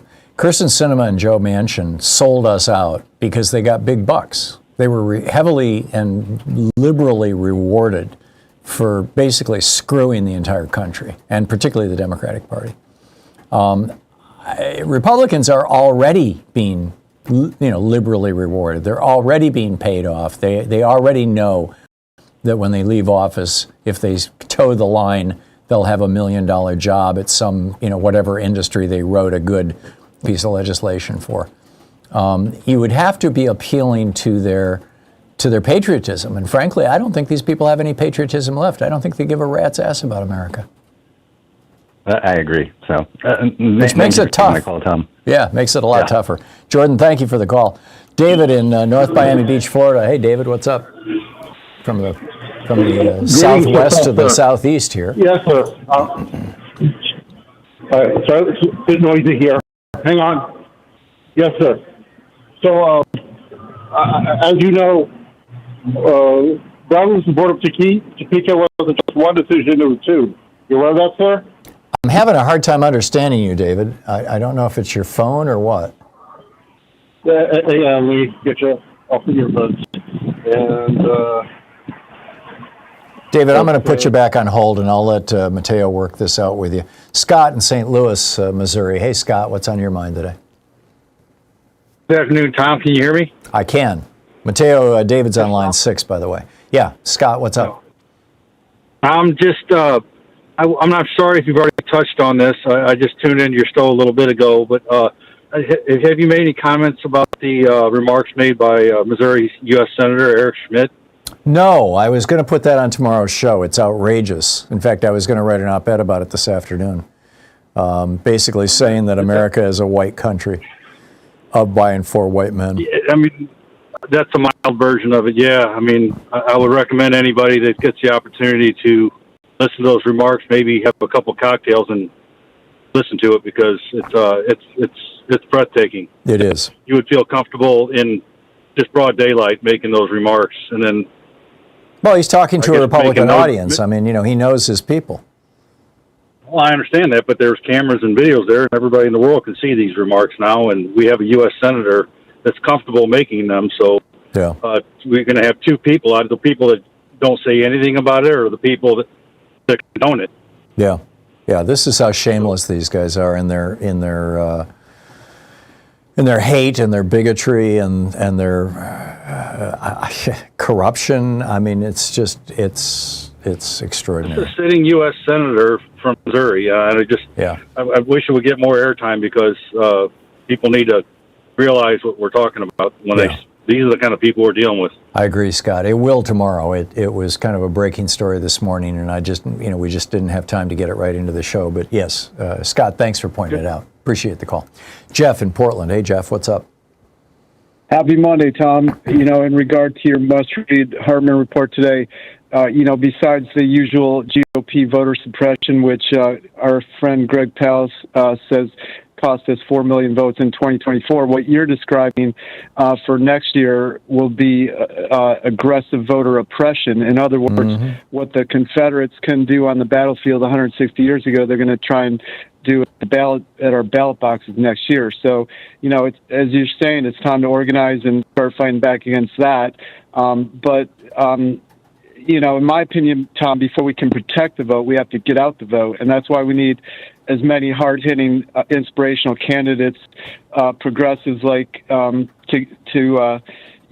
motivate people. And to your point about rebranding the Democratic Party as the party of FDR and LBJ, it's time to go big or go home. And I'm not just saying that, you're not just saying that, but that's what former Republicans like Stuart Stevens and Jennifer Rubin are saying. They were on Velshi yesterday. I don't know if you caught it. I did. Yeah, it's great segment. I mean, Stuart was talking about nationalizing Starlink and SpaceX, and they were both talking about. Jennifer Rubin was talking about universal health care, child care, etc. And right now, Tom, we have two rising stars in the Democratic Party, Zoran Mondani and Graham Plattner, and they're showing us how it's done. Mondani had 50,000 volunteers in the primary. And that's the kind of energy that we're going to need to get out the vote and protect the vote in 2026. What do you think? I completely agree. Jeff. And this moderation of the Democratic Party that Bill Clinton brought us in 1992. I understand at the time because the Supreme Court had said that you can bring unlimited amounts of money into political campaigns, and so. In a way, he had to suck up to big corporations and billionaires in order to get elected. Obama continued that tradition, even though he demonstrated that you didn't need the billionaires because, he had this incredible grassroots fundraising operation. But now the billionaires are even swamping the grassroots money. They're just pouring so much money in, and we saw this in the 2024 election. So I agree completely that it's going to take passion. It's going to take candidates who actually get people really genuinely excited in order to win elections, and those in the Democratic Party. Sadly, we don't have anywhere near enough, and we certainly don't have any of those people.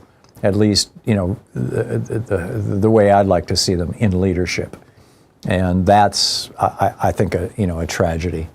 Jeff, thanks. Spot on. Mike in Lutzen, Minnesota. Am I saying it right, Mike? Yeah, it's Lutzen, right? It's about 20 miles from Grand Marais, the coolest small town on the North Shore here. It's on Lake Superior. Okay. I'm calling about TDS, which I'm calling tariff derangement syndrome. I've got a question for you, and maybe you might have the answer. Since I live about 50 miles from the Canadian border, if you buy things in Canada, like appliances and TVs and other things, you can get a pretty good deal with the exchange rate. Sometimes it's as high as 40 cents on the dollar. And then, of course, you pay a duty on some things if you come back to the U.S. with it. I bought a wood stove, and I saved over $1,000. But my question is this. In order to counter the tariffs on Canada, I'm just wondering if you've heard of any talk about, I don't know how they change the exchange rate, but make a high duty on everything that would come back into the U.S. Well, anything coming into the United States right now is subject to those Canadian tariffs. Canadians don't pay the tariffs, Americans do. I'm not sure I understand your question. Right. American pay the tariffs, but it would be a tax on, like the tariffs are a tax on the U.S. The tariffs are if the duty, some things are, there's a duty and some things there isn't a duty to. Duties and tariffs are the same thing. Right. Tariffs. So I'm looking at kind of the tariffs, and a duty is kind of the same thing. Right. If you think of it as a sales tax, it's a tax that's made when a product is purchased from another country or in another category. Right. Yeah, and then when you bring it back in the U.S., you're taxed again. So you don't pay the tax when you buy it. You pay the tax when you import it. I used to run a company that did that. Right. So when I bought the stove, it was duty free, but I may or may not have to pay a tax to get it back in the United States. Oh yeah, you didn't have to pay a Canadian duty. You didn't have to pay a Canadian tax, but when you bring it across the border, you may have to pay an American duty, depending on how strict the border agent is and whether they think that you're doing it for commercial purposes or just personal use. Right. So I was kind of looking at it as, okay, I guess it's like me buying something for an importer buying something and having to pay the tax and then passing it along to the consumer. Right. I was looking at kind of like the same thing, that I'm paying the tax straight away. No, I get without going through the importer. Yeah, I get it, Mike. Mike, thanks for the call. 46 minutes past the hour. We'll be right back. You're listening to Thom Hartmann. Visit ThomHartmann.com for audio and video archives. Defending America from the weapons of mass deception. I'll be right back with your calls.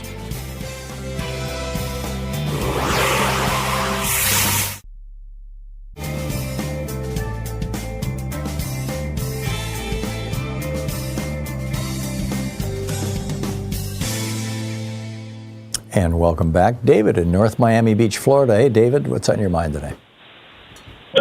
Yes, sir. Thank you. Every time someone mentions Brown versus Board of Education, they act like it was one decision. It was at least two. One opened the door to justice. The other closed it. Why non-whites couldn't follow whites in their white flight to the suburbs. And unfortunately, North Miami Beach got some infamy lately in a police-related shooting, which I hope draws attention to our need for non-police negotiators and for our mental health problems. Because once summer is over, things will not improve, especially with our Surgeon General. Yeah, in Florida. Yeah. Right. And I confronted him. Beg your pardon? I confronted him about him defluoridating the water down here in North Miami Beach. Mm-hmm. And I blame the WhatsApp messages that are targeting our Haitian, Creole, and Yiddish-speaking audiences. Because they don't get the mass media, they don't understand these are rehashed myths tying fluoridated water to the Holocaust. Wow. And are they coming from Russia, or are they coming from just crackpots here in the United States, David? You're right. I don't have that detail. And frankly, the theory is coming from John Oliver and his coverage of how some of these, not just new conspiracy theories, that'll at least be refreshing. The stuff we used to listen to. The old ones are coming back. Radio. Yeah. By people who've never heard of it, thanks to new waves of migrants. Yeah. You don't realize, this is old garbage. Like, let's republish the Protocols of the Elders of Zion, like Henry Ford did in the bad old days. Yeah. Right. So they really, really want the Gilded Age. Well, they're about to get it. So there's only so much I can do. I may have to run for governor on the Pat Paulson party. Okay. Well, good luck with that, David. Brothers. Good luck with that. Thank you for the call. Joe in Kent, Washington. Hey, Joe, what's up? Hey, Tom. Appreciate everything you do, and I've learned so much from your show and being out Thank there. you. But my question is, as a 72-year-old female, Medicare, and Social Security dependent, U.S. foreign military veteran of 21 years in the Boys Club of the military. What the heck can we do now to get this situation, this man and his constituents out of this position? Can't we do something? Because he's calling war. He's going against the Constitution all the time. He's not upholding anything that he promised. I mean, I'm just at a loss as why we have to have peaceful demonstrations, where we have to be so kind. And I get the violence. I get we don't want to do that, but he wants I also violence. just want to point out, I know he wants violence, and also I want to point out too that I was in the military and the National Guard as well, and I really feel bad for a lot of those National Guardsmen who are, number one, civilians first, put in this position where if they don't honor what they had an oath to uphold, they will be court-martialed and lose everything, and that is just so wrong in so many areas. Anyway, what can we do other than protest peacefully? Get ready for the 2026 and 2025 elections. I mean, beyond the and do everything we can to try to reform the Democratic Party and lift up fighters in the Democratic Party and basically oppose those who are willing to roll over or on the take. It seems like that's about, and wake up everybody you know. Joe, thanks for the call.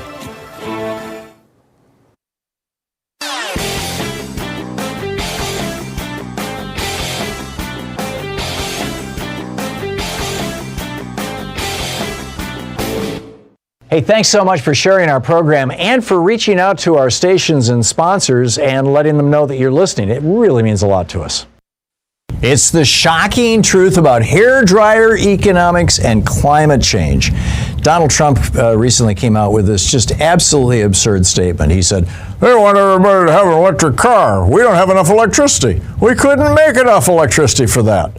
Well, let's just look at the facts. Charging your electric car with the charger that typically comes with it, you plug it into a 110-volt outlet, pulls about 10 amps. That's about the same as a hairdryer.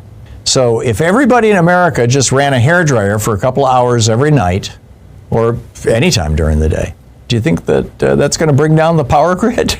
No, this is absurd. It's also why it only costs, running an electric car, powering an electric car is about the equivalent of $1 a gallon gasoline. I mean, obviously it depends on the car. But there's a whole great rant with all the details and charts and graphs and everything else. It's over at HartmannReport.com. It's called The Shocking Point About Hairdryer Economics and Climate Change. Check it out. There is a house in Washington they call the Fallen One. It's filled with gold and grievance, and it's poisoned what we've done. 52 minutes past the hour. Welcome back. Picking up your calls. Dia in Burlington, Wisconsin. Hey, Dia, what's up? Hi. I just wanted to respond to Jessica, an earlier caller. From and Chicago? I wanted to let people, I'm originally from Chicago. I spent a lot of time there. I wanted to let people know that the Mexican parade that was canceled has been rescheduled for September 14th in Little Village. Oh, that's great. And it's my dad's birthday. I'd like to put out a call to all the supporters to come and help protect our neighbors. Well, that's marvelous. Thanks for sharing that, Dia. And we've got a large audience in Chicago, a lot of people listening, so particularly on WCPT. So thank you very much for that. Cindy in Menominee, Wisconsin. Hey, Cindy, what's on your mind today? It's Wisconsin Day. Hi, yeah. I wanted to discuss the data centers, AI data centers. We recently had one proposed for our town very quickly, kind of, I don't really want to say under the table, but sort of. The city council annexed some land just outside of the city for this data center, and the information on it's very sketchy. The impact on it's really sketchy. They're going to give them a TIF to bring it in. But anyway, basically, so the town and the people in the county, it's really very rural around here. So kind of, there's an uprising against this. And so there's a big group fighting against it. And I think the interesting thing about that is it's not just the typical Democrats who are against environmental problems. but also, like the farmers and, people in general. Mm-hmm. So I feel like that when a situation arises that's actually going to affect people like Republicans or, people like that, they will actually, take notice and stand up against it, which is good because it's very bipartisan, which is hopeful. Have you successfully stopped it? No, it's just getting started. This all just came up in August. Right. And very quickly, like the city council approved annexing the land is when people became aware. Mm-hmm. There's kind of like a big lack of information in our area. We don't really have a local newspaper. We used to have one that came out 3 times a week, but people read it and people were up on what was happening. Mm-hmm. You know what I mean? Mm-hmm. And we don't have that anymore because it like merged with some other group and it's like news from a whole big area and all that. So basically all the information on it is like through Facebook. Mm-hmm. That's how they've organized their group because Facebook, like our local what's happening in the town page is really kind of the way people get information here nowadays. Yeah. So anyway, it's really quite amazing that many people are speaking up. But like there's another council meeting tonight, and so people will show up. I mean, they've got signs all over town, and now we're getting flags. So, I mean, people are really working hard. That's great. To get against it. That's great. Yeah. Thanks for the report, Cindy. Thanks for the heads up on that. Yeah. Appreciate it. Well, okay. thank you. Thanks. Bye. Good talking to you. Paul in Western Massachusetts. Hey, Paul, what's on your mind today? Professor Hartmann, thank you so much. First time, long time. I hope someday to soon have a longer conversation with you about religion. I don't call myself Orthodox. I am an observant Jewish, left-leaning commercial truck driver. You don't hear that very often. But I want people really need to understand that American Orthodox Jewish leadership is fully complicit in the rise of MAGA fascism. So I can't, it's at the end of the show. There's no time to go into it right now, but I would love to talk about this at length another time. And it's the saddest thing imaginable, especially since from a historical standpoint, that the Holocaust really happened a short time ago. Yeah. So, Tom, thank you so much for all you do. Thank you, Paul. I have several friends who are Orthodox Jews. I think I know what you're talking about. But call in another time, and particularly on a Friday, and we'll have a longer conversation about it. I appreciate the call. And by the way, not all Orthodox Jews are down with MAGA. I can tell you that for sure. Thanks so much for being with us today. We'll be back tomorrow, same time, same place. In the meantime, don't forget democracy is not a spectator sport. It requires all of us. So get out there, get active, tag, you're it. Have a great afternoon. Be good to yourself and the folks around you. Get your damn COVID shot and a flu shot. Stay safe, and I'll catch up with you tomorrow. You've been listening to Thom Hartmann. For audio and video archives, visit thomhartmann.com.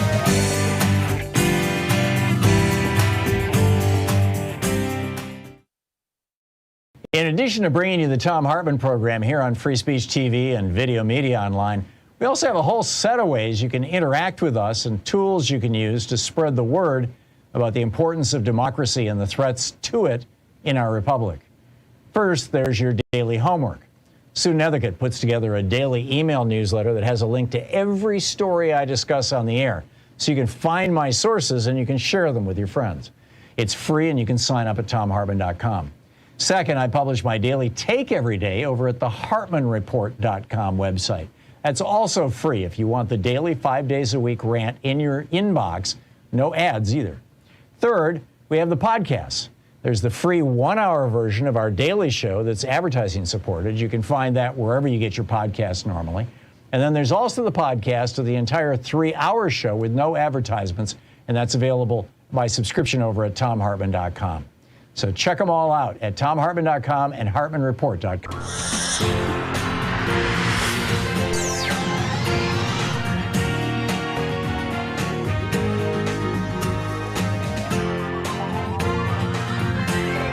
We say fight back!